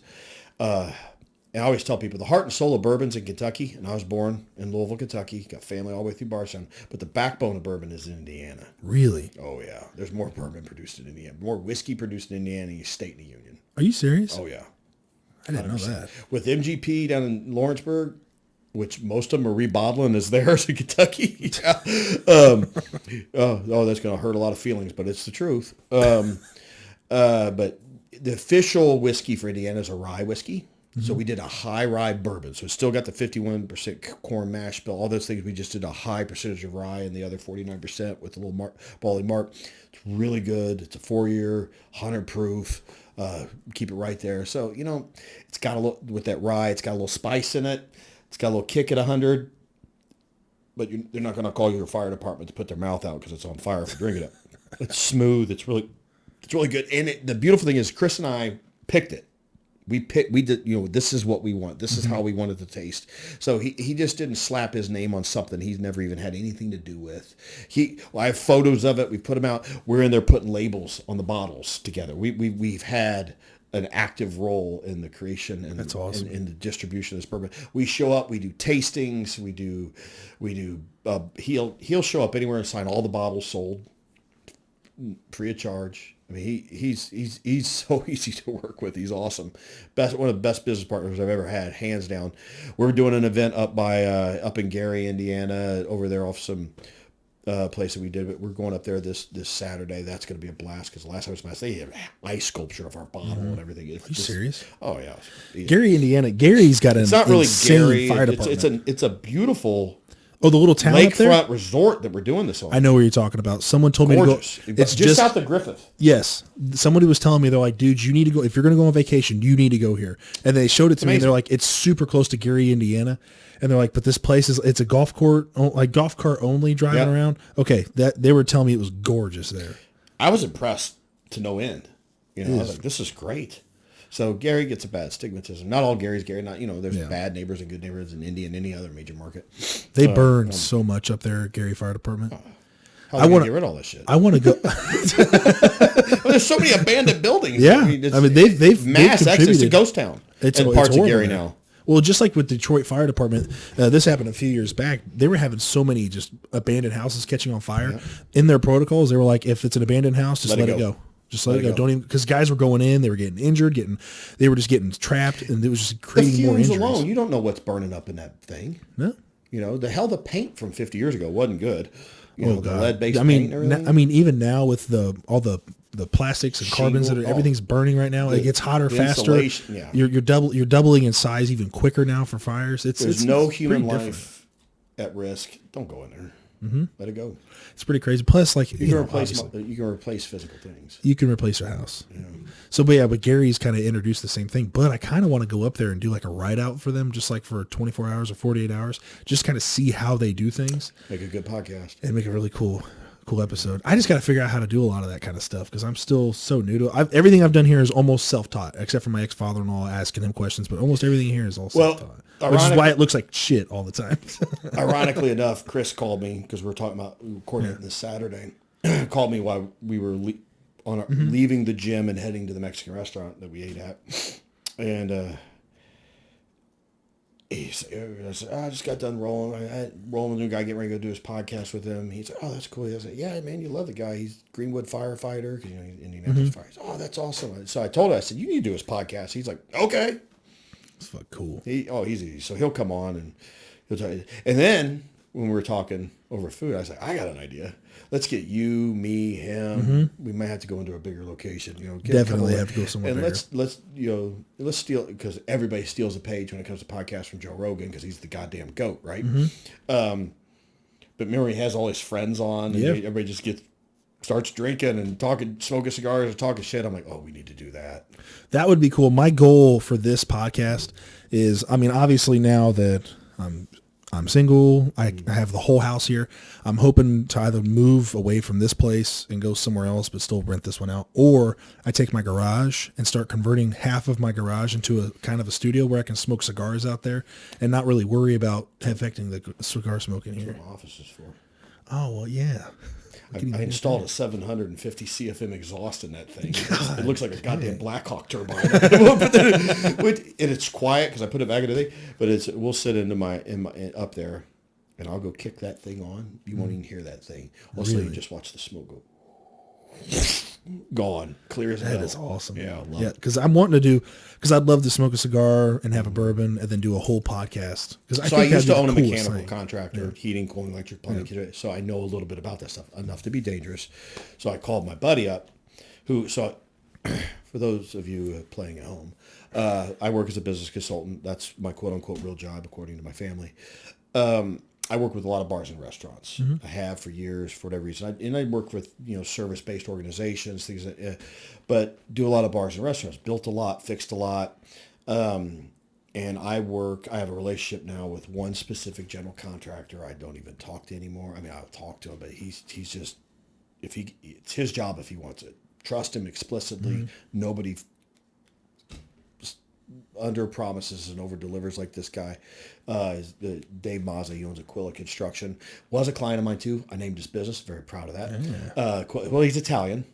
Okay. He's from Philly originally, so he's a huge Eagles fan. Well, Aquila is Italian for eagle. Oh, how smart am I? Oh, wow. But anyway, what would you have named this thing then? With your name, you get the Italian stumpo, right? But stumps and that. Where something about, you always give a stump speech or something. We had to tie that up. I'm a marketing guy, right? We had to tie, they always call it a stump speech. Call it the stump speak or something. You got to give me a time to kind of sleep on it. I never settle. I just wait for the light bulb to go off. I'm like, that's it. I don't. But you give me a few days to play with it. I'll give you a few days on it. If you want to think of something and shoot it my way, if I like it enough, I might change it. Oh well. I always caution people, don't change up your branding sometimes. Sometimes you need to. I have nothing. I have nothing. I named this with... You sound like, remember Officer and a Gentleman? I got no place to go. I got nothing. I got nothing here. No, I named this with my ex-wife, and she's just like, oh my God. I went through, I had probably about 15 different names. There were some names she name it, that I named it, but she's picked it. Because I named about 15. There was one I really liked. We really need to fucking replace the name. I think we need to replace it. Because it's like... You replaced your living situation. Yeah, the whole living situation's changed. This puts it to bed. This is your closure. There's a lot of closures that would have to happen at this point. Because you walk around my house and be like, well, that's got her name on it, but that's from a really important person, so I don't want to get rid of that. I did this with that. You got a Sharpie, don't you? I do. Oh, I really have thought about just kind of like taking a little the white things, the whiteouts, taking a whiteout just to her name on some of it. Because obviously that letter from the vice president's pretty fucking cool. Yeah, whether you like him or not, I like him. Who all can say they got a letter from him congratulating on you getting married? Obviously, right. I'm not married no more, so. But trying to quit. Trying to quit. it's like drugs. Did you hear that, ladies? Matt Stumpo is ready and available. Oh yeah, always at all times. No, dating. Slide into those DMs. Tomorrow you'll have a selfie pic at the gym. Just slide in there with your likes and hearts. That's some BS right there. No, but I've been trying to figure out what is going to be catchy to somebody else because obviously more with Stump speech. Stump speech. You like that one? Stump speak. Maybe. Let me play with it for a while. You play with it. Take your time. A lot of my ideas initially are really dumb and bad because you have to go through the dumb and bad ones to get to the right one. Obviously. It's a process. You should have heard some of the ones I came up with. It's like Michelangelo said that, they say, how did you create that amazing, beautiful work of, the statue of David? I didn't. It was always there. I just chipped away the extra pieces. That's pretty cool. I just paraphrased and probably butchered the shit out of that, but it still sounded good. It did. It really did. I believed it. Yeah. I shouldn't have said Michelangelo. I said, it was me. I'm a sculptor, too. I'm also a sculptor. An intellectual property thief. That's people all the time, because I'm known for putting out quotes on my social media. And it's funny. Sometimes somebody says something like, or I see one, I'm like, that's great. I just put it out for what it is. And a lot of them are mine. And a significant amount of them are like ones I saw, but I'm like, that could have been better. Let me tweak that. And it's not better, and that could have hit me better. Because when I put those things out, I'm not preaching. That was for me. That said that to me. That hit me. That resonated to me. That either came from me or came from somebody else, and it hit me. And I felt that. I need to share that. So I put it out in my traditional camouflage background, and I blast it out there and everything.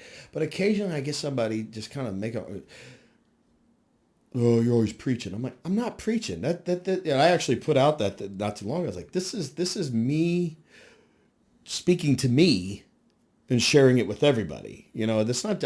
I'm not preaching something I don't practice or I'm not trying to practice. This is right. And then I've had a few, because some of them get real direct about some. I try not to do negativity on my social media, but sometimes if somebody's toxic, get them the fuck out of your life. Type of thing.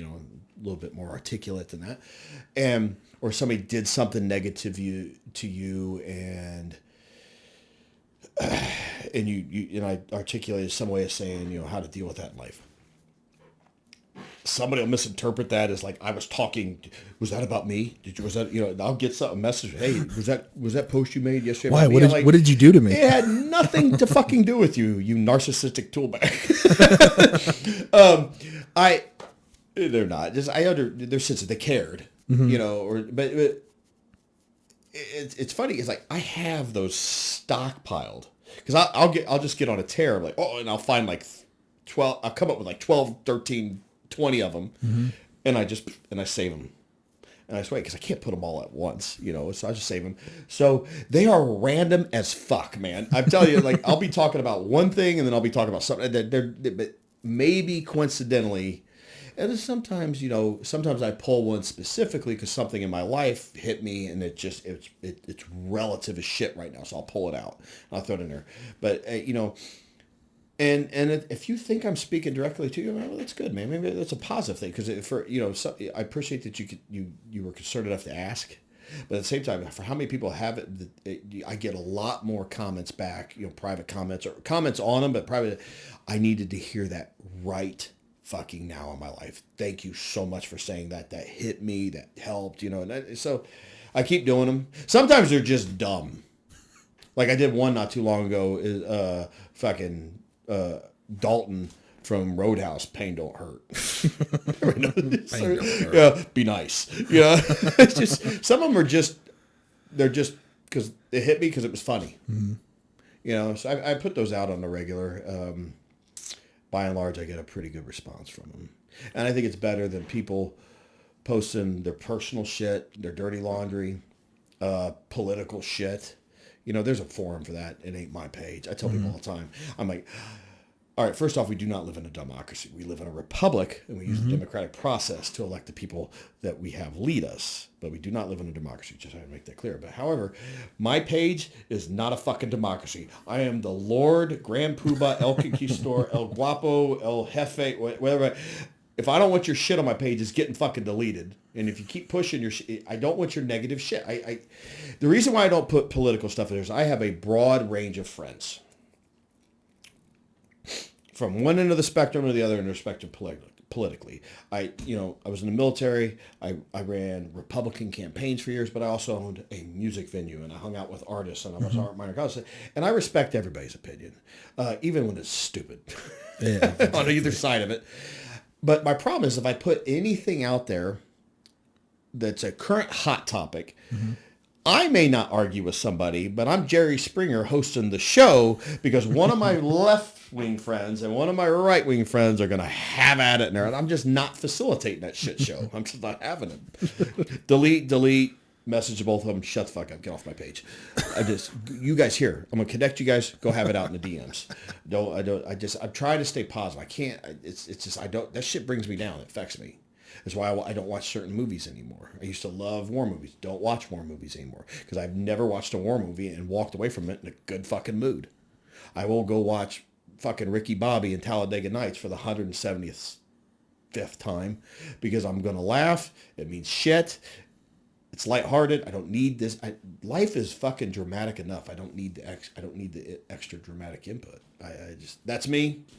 I'm not saying I'm right or wrong. It's just who I am.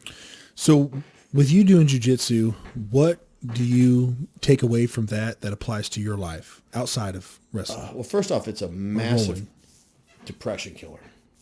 The mental health, it's not just that it keeps me in shape, it keeps me limber, it keeps my cardio up where I don't have to run all the time.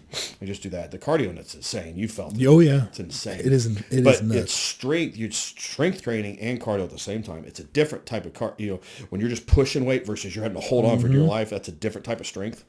It's completely different. So there's the physical health and the mental health aspect to it that I get. The other is, the biggest thing, guys in the gym talk about is like, you got to get comfortable with being uncomfortable.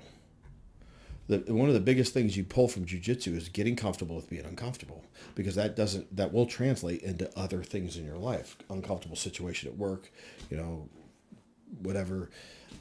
Just being able to compartmentalize and navigate without freaking the fuck out when you're uncomfortable. Don't spaz, don't panic. Just get comfortable with being uncomfortable and know that this too shall pass. Just get through it. Think through it. Don't react. Think. Don't freak out. Think. And that's huge. There's so many intangibles to it. Like just being around the guys, being around a bunch of really great guys that are in there trying to do something that's hard. I love being around people that choose not to live an easy life. They try to be strong in a difficult life. And everybody that walks on that mat is that guy or gal. We got a lot of girls in there. We got a few in there that are monsters. Sweetest people in the world, but get them on the mat. I'm scared of them. But they've chosen to do something that's very difficult and attempt to excel at it. And I think that's impressive in anybody. And I want to be around people like that. I missed from being in the military, being in the team room, being with the team, I get that back a little bit with being on the team and the gym and everything. I'm one of the old dudes in there. So, but, I enjoy it. And I think I get so many quality intangibles from it, not just the tangible of I'm in shape and I did this, and they always life, they always talk about it's not the goal, it's the journey, and it absolutely is the journey. The journey is the win. So those are probably the biggest things I get out of it. Does it bring any confidence to you? Well, to know me is I'm not lacking in anything. And it's not because it's a positive trait or a negative trait. It just is what it is. But yeah, absolutely. I was pretty handy before I started taking jiu-jitsu, but I tell you, you give me somebody who's never been in a fight in their life, never wrestled, never did boxing, never played football, never played a physically aggressive contact sport. Hell, I grew up in Indianapolis. Basketball up there is a goddamn contact sport. Maybe never even did that. Just lived a very pacifistic life. Give me 6 months of them going to the gym, work with our instructors. The instructors we have in that gym are amazing. 6 months, they'll be able to take out 90% of people in a bar. Easy. Goes to the ground, they're done. Because everything's knowledge. 6 months to a year, easy. The average blue belt will walk through half a bar quickly. The beautiful thing is jiu-jitsu is like, hey, that's not a good idea. Let's keep it in here. That's frowned upon. Let's keep it in here. But it's just, you talked about confidence. So the people out there that are worried about self-defense, jiu-jitsu is phenomenal for women. It teaches you things that you will do because the instincts would have told you to do something else that would have put you in more harm's way, especially on the ground. Who would have thought put them between your legs? That's what she's trying to prevent, right? If a woman is attacked by men, the last thing she wants is that dude between her legs. That's exactly the place you should put him. We call it being in guard. And then she could control and she could fight. And the technique, jiu-jitsu was designed from judo, but it was designed in Japan originally to disarm a larger opponent. So it gives an advantage to the smaller person. I'm giving, how many pounds to you today? I'm 257. And I'm 196. So it's about 60 pounds. I think I did all right against you. You did really fucking good. You were all around me. I don't get it. Well, I mean, also you being like pretty athletic and knowledgeable on top of that, there was plenty of times. Strong, but yes, you're pretty strong for your age. And then like I'd toss you down, and then I'm sitting there and I'm looking at you, and you literally were just looking like you looked like you were so bored at some of the parts because you're just sitting there like this, and I'm like trying to figure out like I don't know what. Okay, so that's not working. That's not working, and then you're just sitting there. And I'm not even an expert at this shit. And you're I'm not even moving. But it shows you how like lack of skill I got. There's so many guys in there that will walk through me like I'm nothing. Mm-hmm. You know, I mean, our instructors in there, you know, are amazing. And it's like, you know, I roll with them all the time, you know. And it's like, you know, like we've got some brown belts, some black belts, some purple belts in there that I roll with. And, you know, you can just tell when, you know. But anytime, if they ever just like wanted to turn it on and just win, it's like, oh, here it comes, you know, this is going to be bad, you know, we're training, you know, but it's like, you know, but that's all it is just knowledge. Mm-hmm. So, you know, I would say if anybody had any confidence issues or, you know, fear of being physically harmed by another human being in any capacity, i.e. self-defense or everything, Jiu Jitsu is a great equalizer. You know, because I see a lot of them out there. You know, some of these martial arts that are out there. There's a whole Instagram page dedicated called the Mick Dojos, where they teach all these. Yes, if you do this, then they'll do this, and then you do this, and then they'll do this, and then you'll win every time. It's like, yeah, what foo fairy dick fantasy world are you living in? That ain't fucking happening. So, this is very risk. It's how to control your opponent and dominate them. You know, and it's. I encourage anybody and everybody to try it because the one thing it's very you'll know really quickly this is for you, it's not for you, and so you're not gonna have to waste a lot of time. I don't know a single gym out there that won't let you come in and try it for a while. You know, like I'll make it. It's not like the Gold's Gym of the '80s where as soon as you walk in the door, it's like you now have to sign a 5-year contract or you know commit the firstborn child of you. It's not like that. Just any gym will let you come in and just try it out. They don't want somebody committed to their gym that doesn't want to be there. Mm-hmm.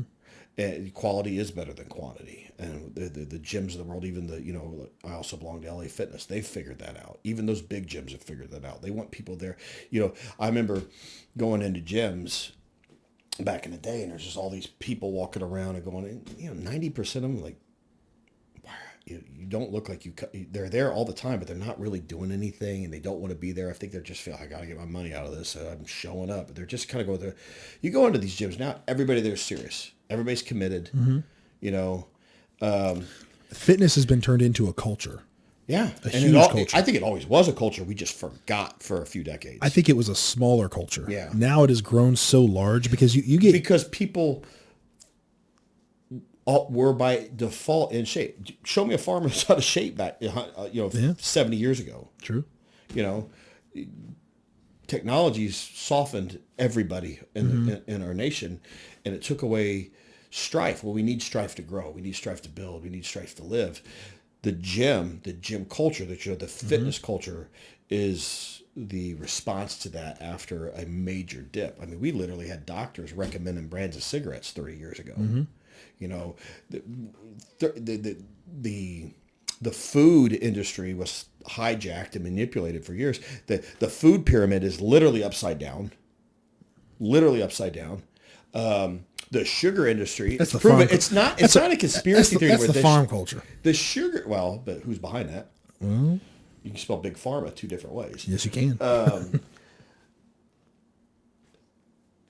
It was you were a conspiracy theorist, and I told you I need to get a shirt that says I need more new conspiracies because all mine keep coming true.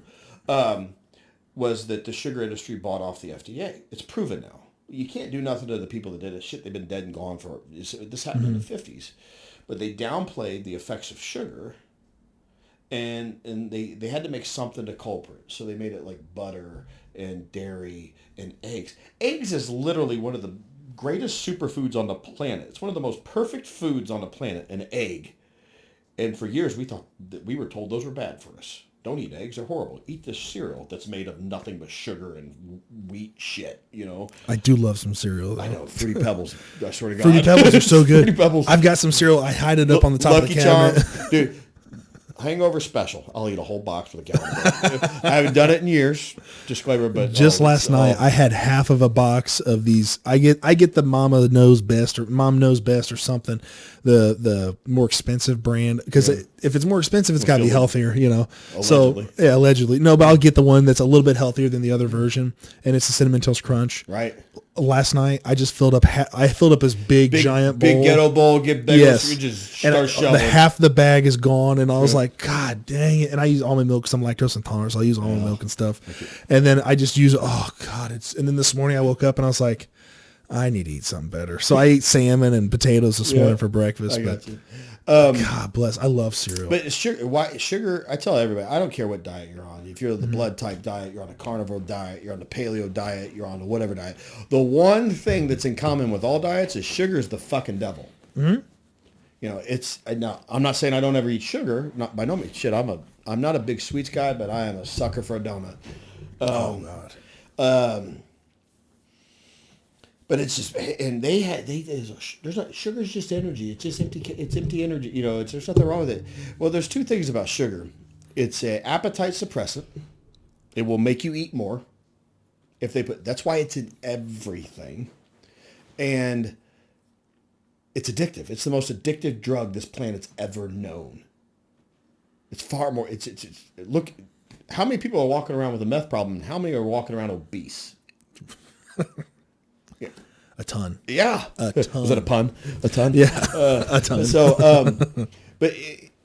and I'm not some nutritional freaking nerd or, you know, but it is what it is, you know, and don't get me wrong. Every once in a while I'll eat the shit, you know, because it's fucking good, but I try not to eat it on a regular. It's a treat when I do.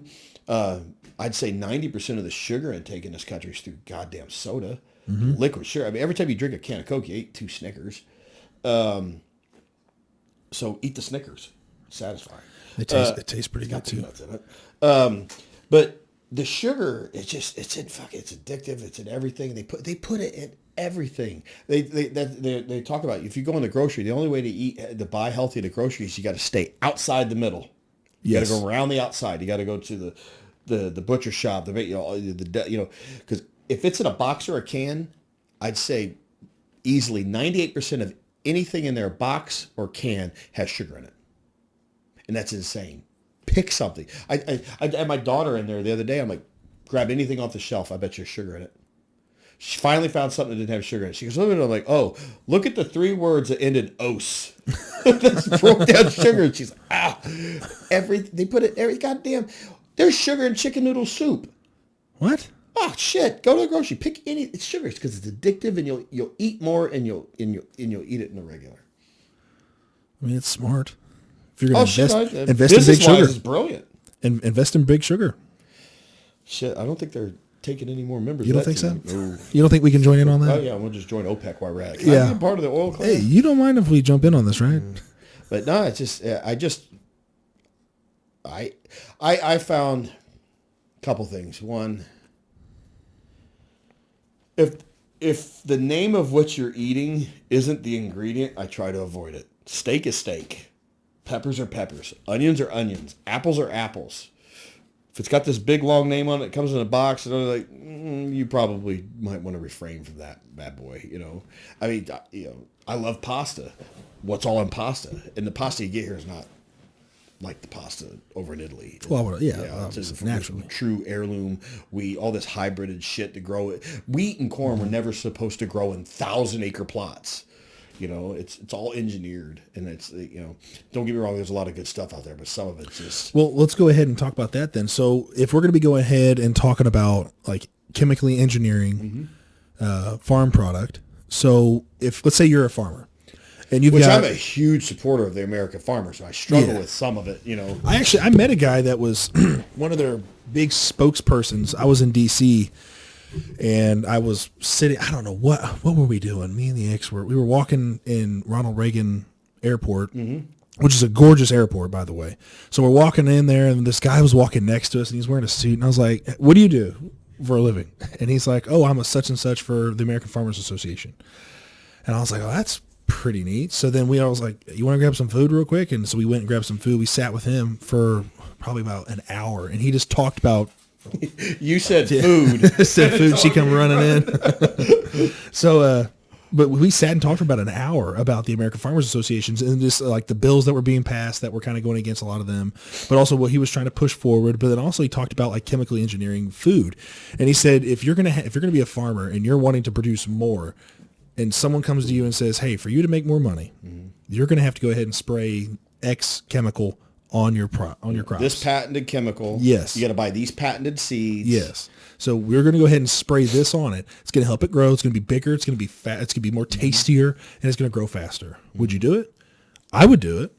But then overall, after 15 years of you doing it, then you realize it's like, oh shit, this stuff's horrible for people.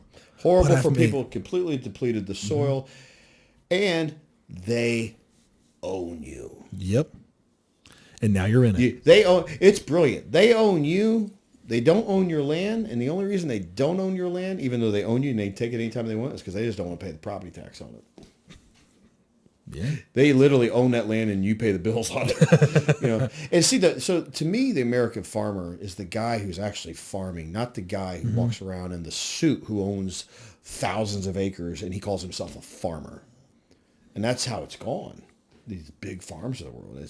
Farming is a big industry. There's one farm. The military-industrial complex. We always talk about. Yeah. We always talk about that. Yeah. And Eisenhower in his favorite speech when he left office, to be wary of the military. But that's right. The biggest thing that happened in World War II is the military-industrial complex discovered agriculture. They had to figure out how to supply and feed thousands of troops and millions of troops, really, around the globe. So they figured it out, and they were making all this food and just stuff that would have shelf life with the preservatives and additives, and they were growing all the wheat and the corn and building all this high starchy food to be able to feed all these guys fighting all over the world, Europe, Africa, Southeast Asia, all over the world. And then the war stopped. And the money train on that food, they're like, hold up, we just built an entire industry for this, and it's going to stop all at once? Hell no. We got to figure out how to redo that and start selling back. So that's when they started pushing all that stuff. That's when they came up with the food pyramid that's upside down. Well, here's the funny one I love. What's the most important meal of the day? Breakfast. Bullshit. Why? I was always told that. Yeah. Great marketing speech. You know why? What happens if you skip breakfast? How hungry are you for lunch? Not really. If you eat a big breakfast, how hungry are you for lunch? Pretty hungry. Pretty hungry. So then you eat a big lunch, which makes you hungry for dinner, and makes you hungry for a midnight snack. The more you eat, the more you want to eat. Oh yeah. So I do. People call it intermittent fasting. I call it fucking combat fast. It's just I'll go a day without eating, all the time. Really? I usually eat it. I eat lunch when I meet with somebody once in a while, but I usually just eat dinner. I usually eat in about a 6-hour window. If you think about it, that's how we used to eat. The pioneers that went west were making a breakfast and making a lunch and making a dinner. But they said the most important meal of the day is breakfast. You got to eat 3 square meals a day. That was all just to sell fucking food, man. Yeah, but they were also like 5'5", 160 pounds. Yeah, and they did a lot more than the average American now. They did a lot more, stronger, a lot healthier. Their testosterone levels were higher. Yeah, they're all walking around probably on average 1,000 whatever testosterone. When the average American male now is less than 200. Yeah, it's about less than 300. You want to know what? We're confused about genders.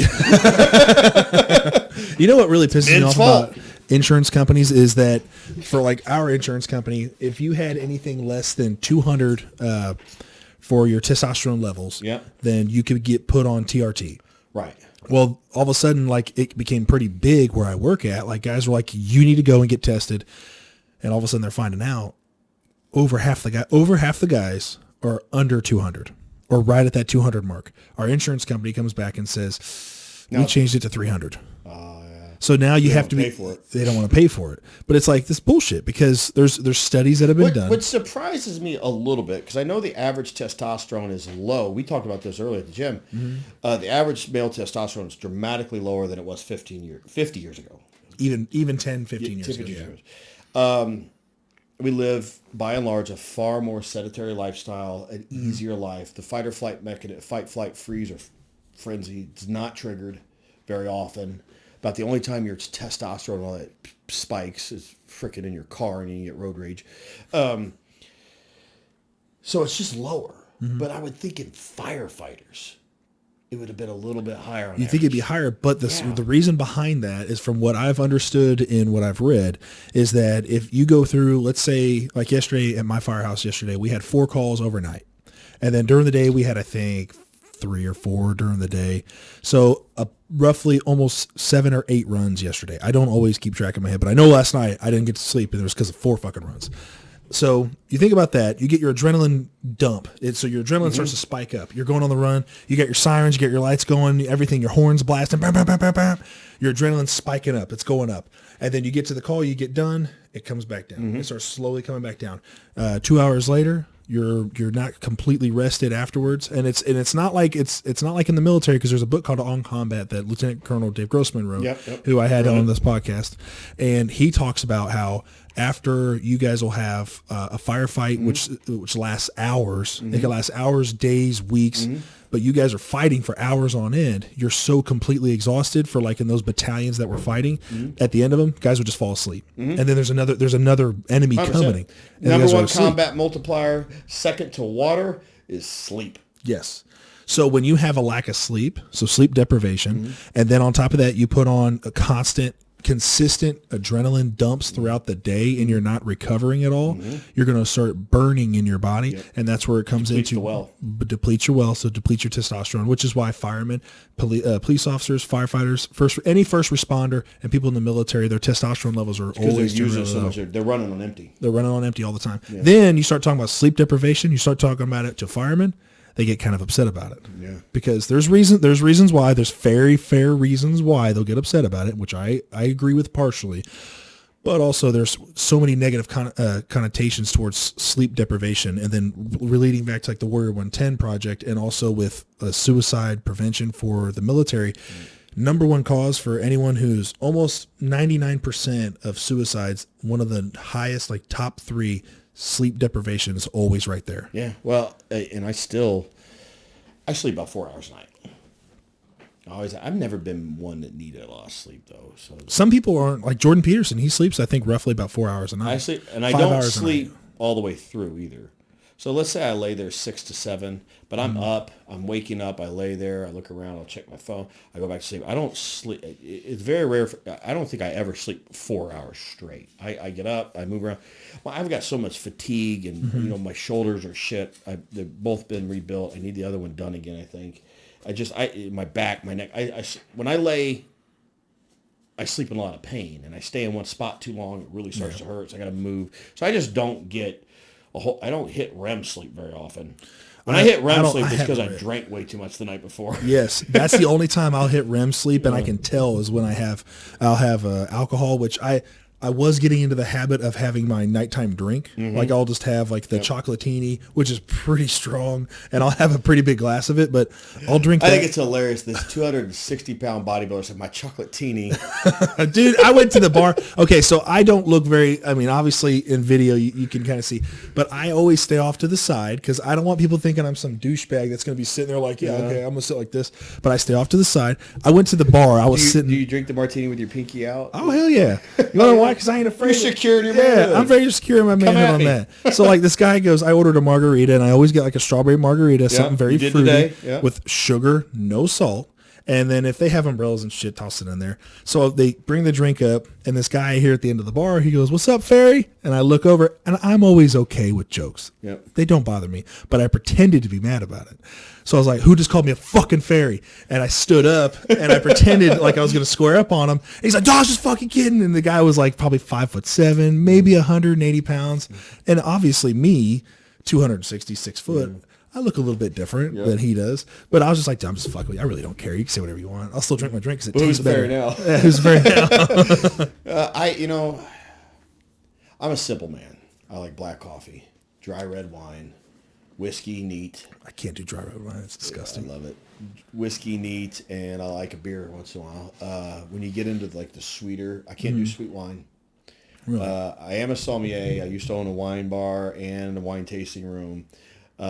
So I can taste it and tell you if it's good or not. I just don't care for it. It's not my thing. Everybody's palate. You can't argue with your tongue. You like what you like. And then like I don't like wheats and Belgian beers. They're just too fermenty sweet for me. I'd rather drink just a regular Pilsner or lager or an IPA or a dark beer like stouts and porters. But someone told me drinking one of those dark beers is like eating a sandwich. Well, so that's a big myth. So I like to use Guinness because everybody knows Guinness, right? Mm-hmm. That's a limit. First off, Guinness is probably healthier for you than most beers because it's mostly like oatmeal. It's not heavy wheat, so it doesn't have many more calories than a Miller Lite. Really? Yeah, it's not. Look it up. The other thing is everybody's like, oh, those Guinnesses will get you drunk faster. No, it's 4.1 APV. Really? Miller Lite's 3.2.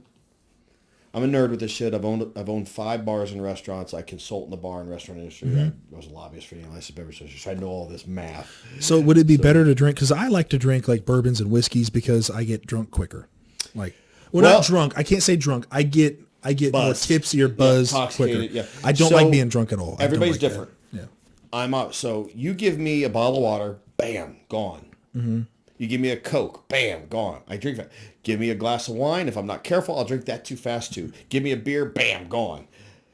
Whiskey, especially if I got a cigar to pair with it, I slow down, man. I sip. I always tell me, if you have to shoot your whiskey, you're drinking the wrong goddamn whiskey. The reason why these cowboys and all them started shooting it is because it tastes like ass. They were drinking shitty whiskey. If they were drinking good whiskey, they'd have sipped that shit. Mm-hmm. Enjoyed it. So I could drink. I heard that about tequila too. Oh yeah, 100%. When I was in anything Mexico, you shoot because it tasted like shit. Yes, I was in Mexico and I ordered a good flight. mezcal. I don't know what it was. Blanca. It was it was so good. I'll drink that on the Clase rocks Azul or a neat, just like a whiskey. Oh, it was. I had a Clase Azul down there. Well, everybody, there's so many people that think they hate tequila. I'm like, it's because you had that shit that cost $9 for a gallon. It was in a plastic gallon. It had 2 worms in it. And it wasn't. Mezcal's supposed to have the worm. Why'd they put a worm in tequila? It's just horrible, horrible shit. Of course, the people that like tequila hate that shit. Mm-hmm. If you've ever had I'm not talking like you got to go buy this expensive, crazy bottle of tequila, but you can get, just like whiskeys, you can get a middle-of-the-run tequila. There are some places to get some really good tequila. You don't have to drink the garbage. And it's night and day, the good stuff and the bad stuff. Mm-hmm. It's just totally. So everybody's perception is that shitty tequila they drank in college at 20 years old when they weren't even supposed to be drinking anyway, which Lord knows I never did that. Or in the barracks when you're in the military. So, it's just shit. And that shit was just to get you where you wanted to go. And where you wanted to go there was Puke Town, and everybody should do themselves justice and go try a good version of whiskey, a good version of tequila, because you think you don't like it. You may not. Now give it a minute. You probably, because it's going to be somewhat similar. You might have some old factory flashbacks. Like it took me till I was in my 30s where I could drink gin again, because that was the one thing when I was like 19 years old that I drank way too much of it and had a horrible experience of. So the smell of it would give me flashbacks. Really? Oh, this piney smell from the juniper. I swear to God, I'd come home from the army or college to visit, and then I go out drinking so I come home, sleep on the couch at my house because I didn't have a bedroom there anymore. Mm-hmm. I would go out drinking with my friends, get tore up from the floor up, come back, crash on the couch in the living room. I swear to God, my mother did it on purpose. She'd wake up 9:00 on Saturday. She's already cleaning the house. And what is she cleaning the house with? Goddamn Pine Sol, which is making me smell. And I'd come out of that couch, out the back door, like, oh, it was horrible because when she was cleaning with Pine Sol, all I smelled was gin. It's horrible. It took me till I was in my 30s to be able to drink gin again. Really? I don't think I've ever had gin. I'm not a clear liquor drinker other than maybe a clear tequila. Like I'm not a vodka drinker. But a gin and tonic with a lot of lime in it in the summer is really refreshing.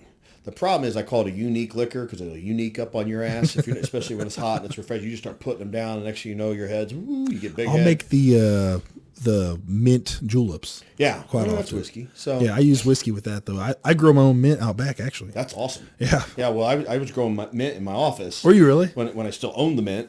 because I'm a cheap son of a bitch. I also had 60 tomato plants in my backyard when I owned Augustino's Italian restaurant.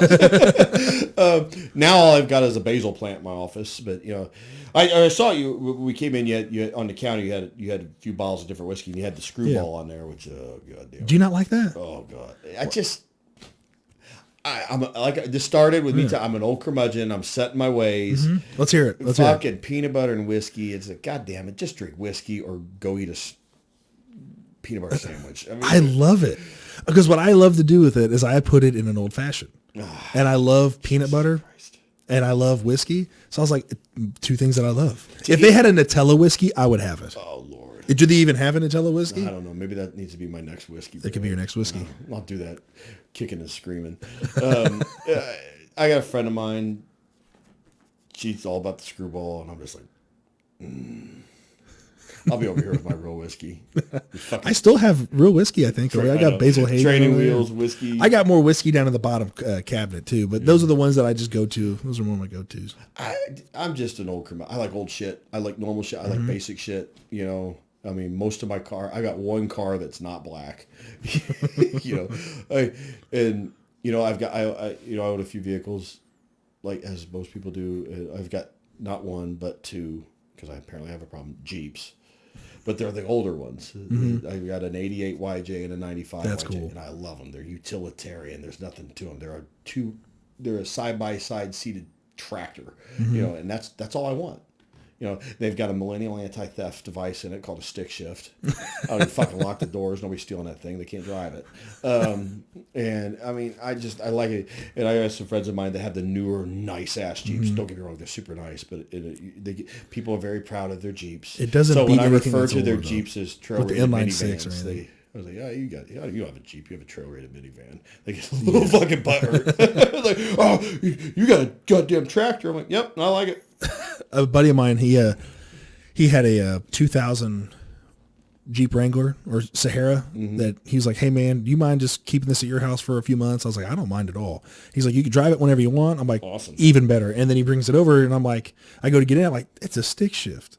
I'm like, this is going to be fucking awesome. Because, I mean, a friend of ours had a stick shift when we were like 16. And we're like, hey, can you show us how to drive this? And we rode dirt bikes and motorcycles growing up. So we had an idea of how it worked.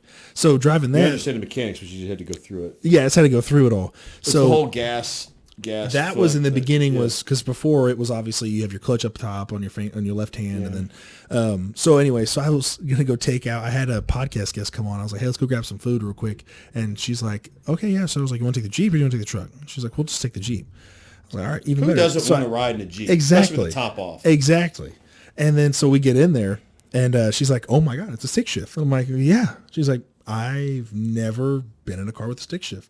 And I was like, how insane is that? Like, I would prefer, because like it is so hard. She didn't say never driven one. She said never been in one. Wow. Try to text on your phone if you're not used to driving a stick shift. If they want to get rid of people texting and driving, make all vehicles stick shifts. Make them all manuals, because at first, like I get a phone call, so I go to answer it, and I'm like, God dang it! Like I'm sitting there, I'm like, hold on a second, I set my phone down so I can shift real quick. So I set my phone down, I shift, and obviously it's an older Jeep, so it doesn't connect to the stereo for anything. Do you got to get moving soon? No, I'm good. Okay. So it doesn't connect to the stereo or anything to talk through, like the hands-free talk. So I'm like, hold on a second, bud, and then I'm like, and then I come back over and come right. Can't hear it over the wind anyway. No, so and I lost half my hearing. So there's no reason to have a stereo in it. And what I would do is I just put headphones on and just drive. I've got my phone. And I've got a little speaker, a little fucking Wonder Boost. A little speaker. Bluetooth? I just turned I did off. the same thing when I was driving his Jeep, because I was like, I can't hear shit on these speakers. And guess what? I only have to buy one. I don't have to buy stereos for all of them. I just go to the next one. I just carry the speaker. I've got multiple speakers, but that I want, some that like waterproof that works real great in a Jeep. Kind of designed for boats, but it works perfect for a Jeep because they're like, what do you do if you don't put your top on? What do you do if it rains? I said, don't worry, I drilled holes in the floor. It'll drain out. It'll go out at some point. Yeah. His would collect a little bit of water, so I'd go in there and just throw towels down on the ground, soak it up, and bring it back out. Yeah, but so Roll for fan in it, box fan. So you also own a cigar bar, correct? Or have a cigar bar? Well, it's not a cigar bar. So I don't own it now. Okay. It was my fifth place. I say my last, but I said that after the fourth, the third, the second, the first. So I opened a place called the Mint in downtown Franklin, Indiana. It we were going to do a cigar or a bourbon and cigar bar. We adjusted the model from that to just bourbon and cocktail. So you get any kind of cocktail there, martini. I'm still go there all the time. There's over 300 different amazing whiskeys to choose from. The inventory, and the bartenders can make anything you could think of. They're real bartenders, not just beer pourers. We backed off of the smoking side of things. Everybody was all for it. Then we said smoking, and unfortunately, the current powers to be in a town passed a ridiculously intrusive smoking ordinance back in the day, and I would have had to get a exception to policy variance and all these things to do smoking in there, and it's just, and they like to pray for my ruination, for the evils of tobacco, blah blah blah blah blah. And I'm just like, it's not a hill I want to die on. I'm not fighting it, so I go to cigar shops to smoke my cigars. Or we just sit out front and smoke them because, hey, you win. We can't smoke them inside where you weren't going to go in the first place, so you can walk by me on the sidewalk and suck on it. Because that makes all kinds of fucking sense. Totally. 8 feet from a commercial door. Really? That's it. Wow. It's not bad. What's your favorite cigar to smoke? Don't have one, man. I'm a fat kid in a candy shop. I want a piece of every candy in that sumbitch. Really? Oh, I just jump around, man. I generally go for like a Maduro, a darker, heavier. Every once in a while, I'll do a lighter one. But those are the ones. But there's a lot of good brands out there. Hooten Young, Gurkhas, but I jump around. You rarely see me smoke the same cigar twice. If you did, it's because somebody gave me a box of them. I rarely buy a box. I buy multi-packs. I enjoy the variety of it. So what is something that you try to stick with the majority of the time? Maduros. Just Maduros? Yeah. That's what I like. I like just like dark black coffee, dry red wine, high proof, neat whiskey. It syncs with my palate. Have you ever tried like cold brew? No thanks. What? I don't like cold coffee. Why? Because my tongue told me not to. It doesn't taste good to me. Same reason I think it is strong. Broccoli tastes like ass. Broccoli is ass. It's gross. Asparagus, all that. I don't mind asparagus. Lettuce. I don't understand lettuce all the time. That lettuce is as appetizing to me as the grass in my backyard. and besides that, why is everybody eating my food's food? That's just rude. Stop eating my food's food. Let my food eat it, and then let me eat my food. I always love seeing those posts about like the vegetarians and stuff that they're killing all these plants. Like they're murdering tens of billions of plants just for you to consume. But we're only killing just a couple million cows. Well, to go back to what we're talking about, big pharma, big farm, the big farming industries, dude. Do you know how many animals die just to harvest 1 acre of corn or wheat? Rodents, the rabbits, the birds, the insects, the reptiles, the snake. It's a killing field. Every time they throw that combine through there and pull the beans, the corn, it's don't get on your high horse to me because I ate a cow. And that cow's meant for us, bud. It's so delicious too. It's like, it's just like I can understand somebody who's a vegetarian because they don't like the taste of meat. They like the taste of vegetables. Makes complete sense. You should eat what you like to eat. There is a lot of studies been done with being very specific to your blood type and the food you consume, which makes total sense if you dumb it down, which helped for me. There are 4 types of blood: O, A, B, and AB, and then there's minus and there's plus, or positive and negative on it, the minus and the plus. But essentially, there's 4 types. If you give this blood type to this blood type, they'll fucking die. So we're clearly chemically different as human beings. There's a big difference. You give A blood to an AB or vice versa. I don't know which one, but people will die from the wrong blood. So to assume that those 2 people should eat the same exact chemical makeup and diet is insane. It's like, there's Ferraris and there's big, huge diesel trucks. Both are amazing vehicles. Swap their fuels and see how far either one of them get down the road. Different engines, different chemical makeup, different fuel. So this one-size-fits-all goddamn you should eat this way. That's short-sighted. And so I'll speak to my blood type, which is an O, which is the oldest blood type, which is like 65% of the world's populace is an O. It's the old hunter-gatherer blood type. So what's good for us is stuff that we could kill or forage for. Berries, nuts, anything that's red meat, or fish, stuff like, not all of it's good. It's not just meat good, meat bad. Certain meats are good. There are some that aren't so good. Like, I'll give you an example. Most seafood or fish is really good. Catfish, not. But I don't know why. It just is what it is. I'm not the scientist. I'm the smart guy. I just read the shit. And A is like the complete opposite. They're more of a farmer, agricultural blood type. They're a newer blood type. They're more vegetation and vegetables, more of a closer to what would be considered a vegetarian blood type. I had a friend of mine, big dude, lifted heavy, constantly consuming animal protein. You got to eat all that protein to get big, eggs and steak, and dealt with a lot of physical ailments and allergies and stuff like that. And I got to reading this book, Eat Right for Your Blood Type. And so and I don't take 100% of it, but I mean, about 80% of it makes sense to me. And I told her, I said, well, you're an A, man, because we obviously know each other's blood types. We got it written all over our uniforms and our bodies and everything when we're in uniform. I said, and he's a big guy. He likes to lift, to be big. I said, you probably have better results if you just ate this stuff. And it basically was the opposite of the way he ate. And he's like, I can't eat that way. I'll shrink up. That's crazy. Eating fucking vegetarian, trying to lift big and bulky, and that's insane. Or like, all right, whatever. Don't shoot the messenger. So about a month or so later, he's like, yeah, he wanted to lean out, get ripped, get cut and everything. And I said, well, why don't you just try this vegetarian diet thing? That's not even a vegetarian. You can't eat some meat. You see chicken and shit like that. Why don't you try that? Because you said it would lean you out anyway. So long story short, he did. Fucker put on 10 pounds of muscle and leaned out. And his allergies dissipated. Really? Yeah. So I'll give you an example on the allergy thing. I go to Afghanistan, right? We talked about I like cereal. Shit, I like milk. I used to drink milk all the time. I went to Afghanistan for the first time.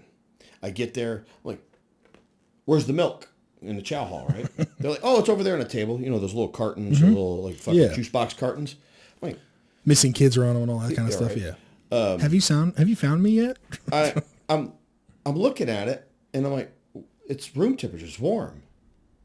It's like, it's not cold. They're like, oh, that's the type of milk you don't have to refrigerate. Well, I don't fucking drink the type of milk you don't have to refrigerate. What kind of chemical shit did you put in that to where you don't have to refrigerate it? Pass. So I don't drink milk. Well, mind you, at the same time I get to Afghanistan, I've always had horrible allergies. Hey, in the spring and the fall, always one nostril full, just always had to blow my nose. It was hard when I boxed, hard when, football, because we didn't have all these bougie carpet fields. We played on actual grass. Mm-hmm. I'm always blowing my nose, right? Just I get sneezing attacks, all this stuff. My whole life. Over there, I'm like, holy shit, I could breathe out of both nostrils at the same. I couldn't believe how well I breathed over there. Could not believe it. And I thought, well, maybe it's because there's just fucking no pollen over here. Everything's dead. It's in the kind of deserty around here. Some areas are very green, but the area we were in at the time, it was very arid. It must be the lack of pollen, because I had hay fever and I had all kinds of allergies for plants. I come home, no problem. It was right after the holidays, so fucking cake or something came out. I'm gonna have a glass of milk with this subbitch, right? Which I'll still do this day. Immediately, my sinuses went poof. My nose is running. I'm like, what the fuck? Go by a couple days, it went away. And dude, this is January. There's no fucking pollen in the air. I'm like, what the hell? Had another glass of milk. Poof! I blew up again. I was like, what the hell is going on? So, that's odd, but I still wasn't putting it together. I go back to Afghanistan, no problems. It must be the weather back there. Get back to, I get medevaced out. We come back. I'm back home.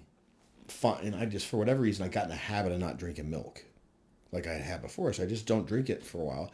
It is spring. I remember thinking, man, maybe Afghanistan cured my allergies. I don't have them anymore. I've been back 2-3 weeks. Nothing.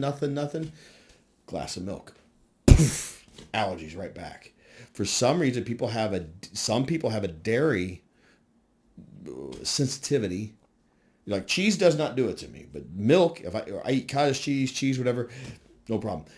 As soon as I start drinking milk, my allergies, my sinuses just fucking explode. Do you know what causes that?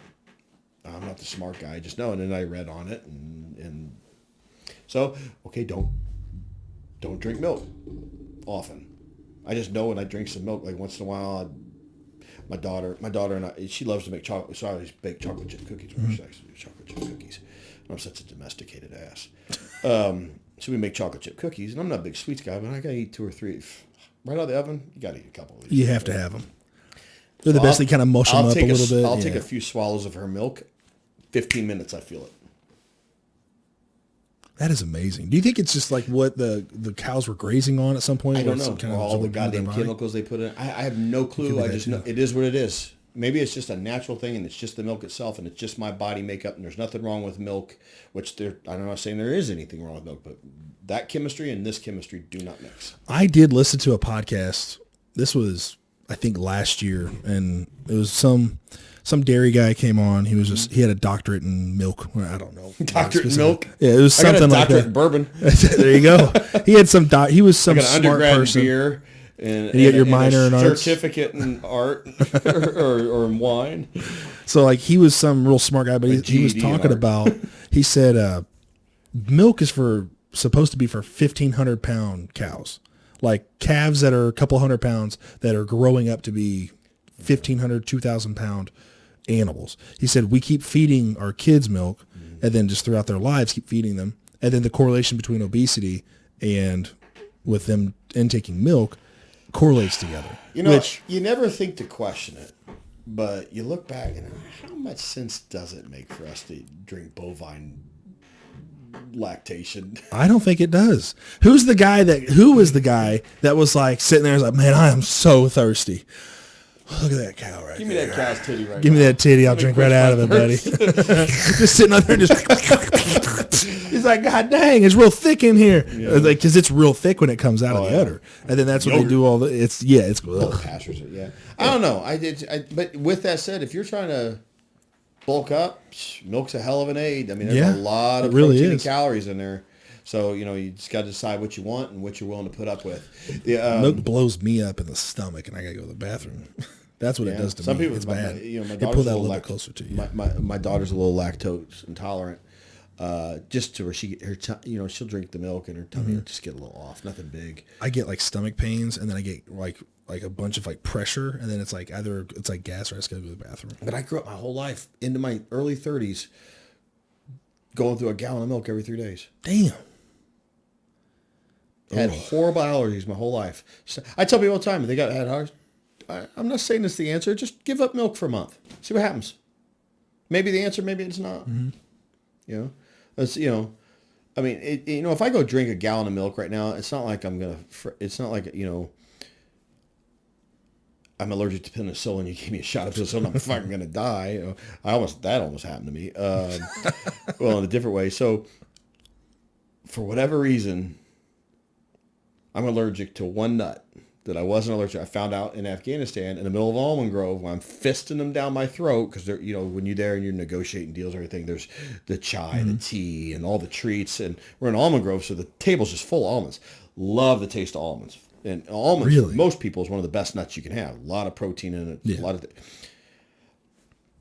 I mean, you want to watch something funny? Give me a glass of that almond milk. Are you serious? So I'm woofing these things down, right? And all suddenly I'm like, I'm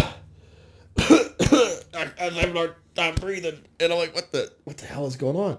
So I had an aid bag in the truck, and everything. So I was like, I popped a bunch of Benadryl because I just instinctively knew I was having some sort of an allergic reaction. I was like, fuck, Taliban's trying to poison me. Al Qaeda. They're in the nuts. I'm allergic to Al Qaeda. They're in the nuts. They're in the nuts. Next is the macaroni. So I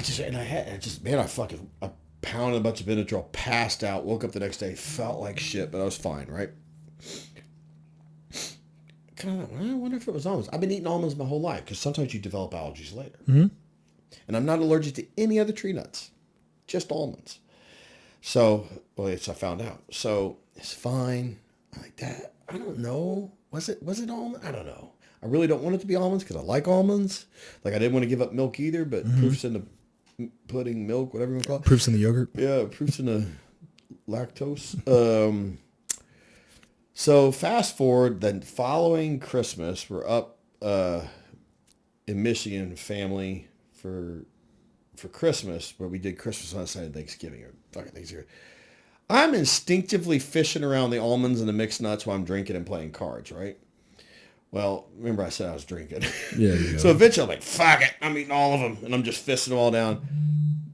Full-blown, horrible, freaking allergic reaction. I'm over there. I'm in the sink throwing up, everything. They think I'm just drunk. I'm not that intoxicated. I'm laying on the floor on the air mattress because that's where we sleep because everybody's crashed in one house. It's family, right? Next to my wife, and I'm like sweating profusely, but freezing and shaking. Horrible. Got through that whole night. Next morning, she's like, I had Benadryl in my purse. You tried to kill me. You did this to me. So anyway, fast forward, a couple months later, I go to my checkup with my doctor. I kind of told her this whole story to share with you. I love her now. She's retired now. She goes, look, dumbass. First one was a warning shot. Second one is like 3 strikes. The third time, you're probably not going to survive it. You've been warned. Stop eating almonds. So is it almonds? It's almonds. Are you serious? Allergic to almonds.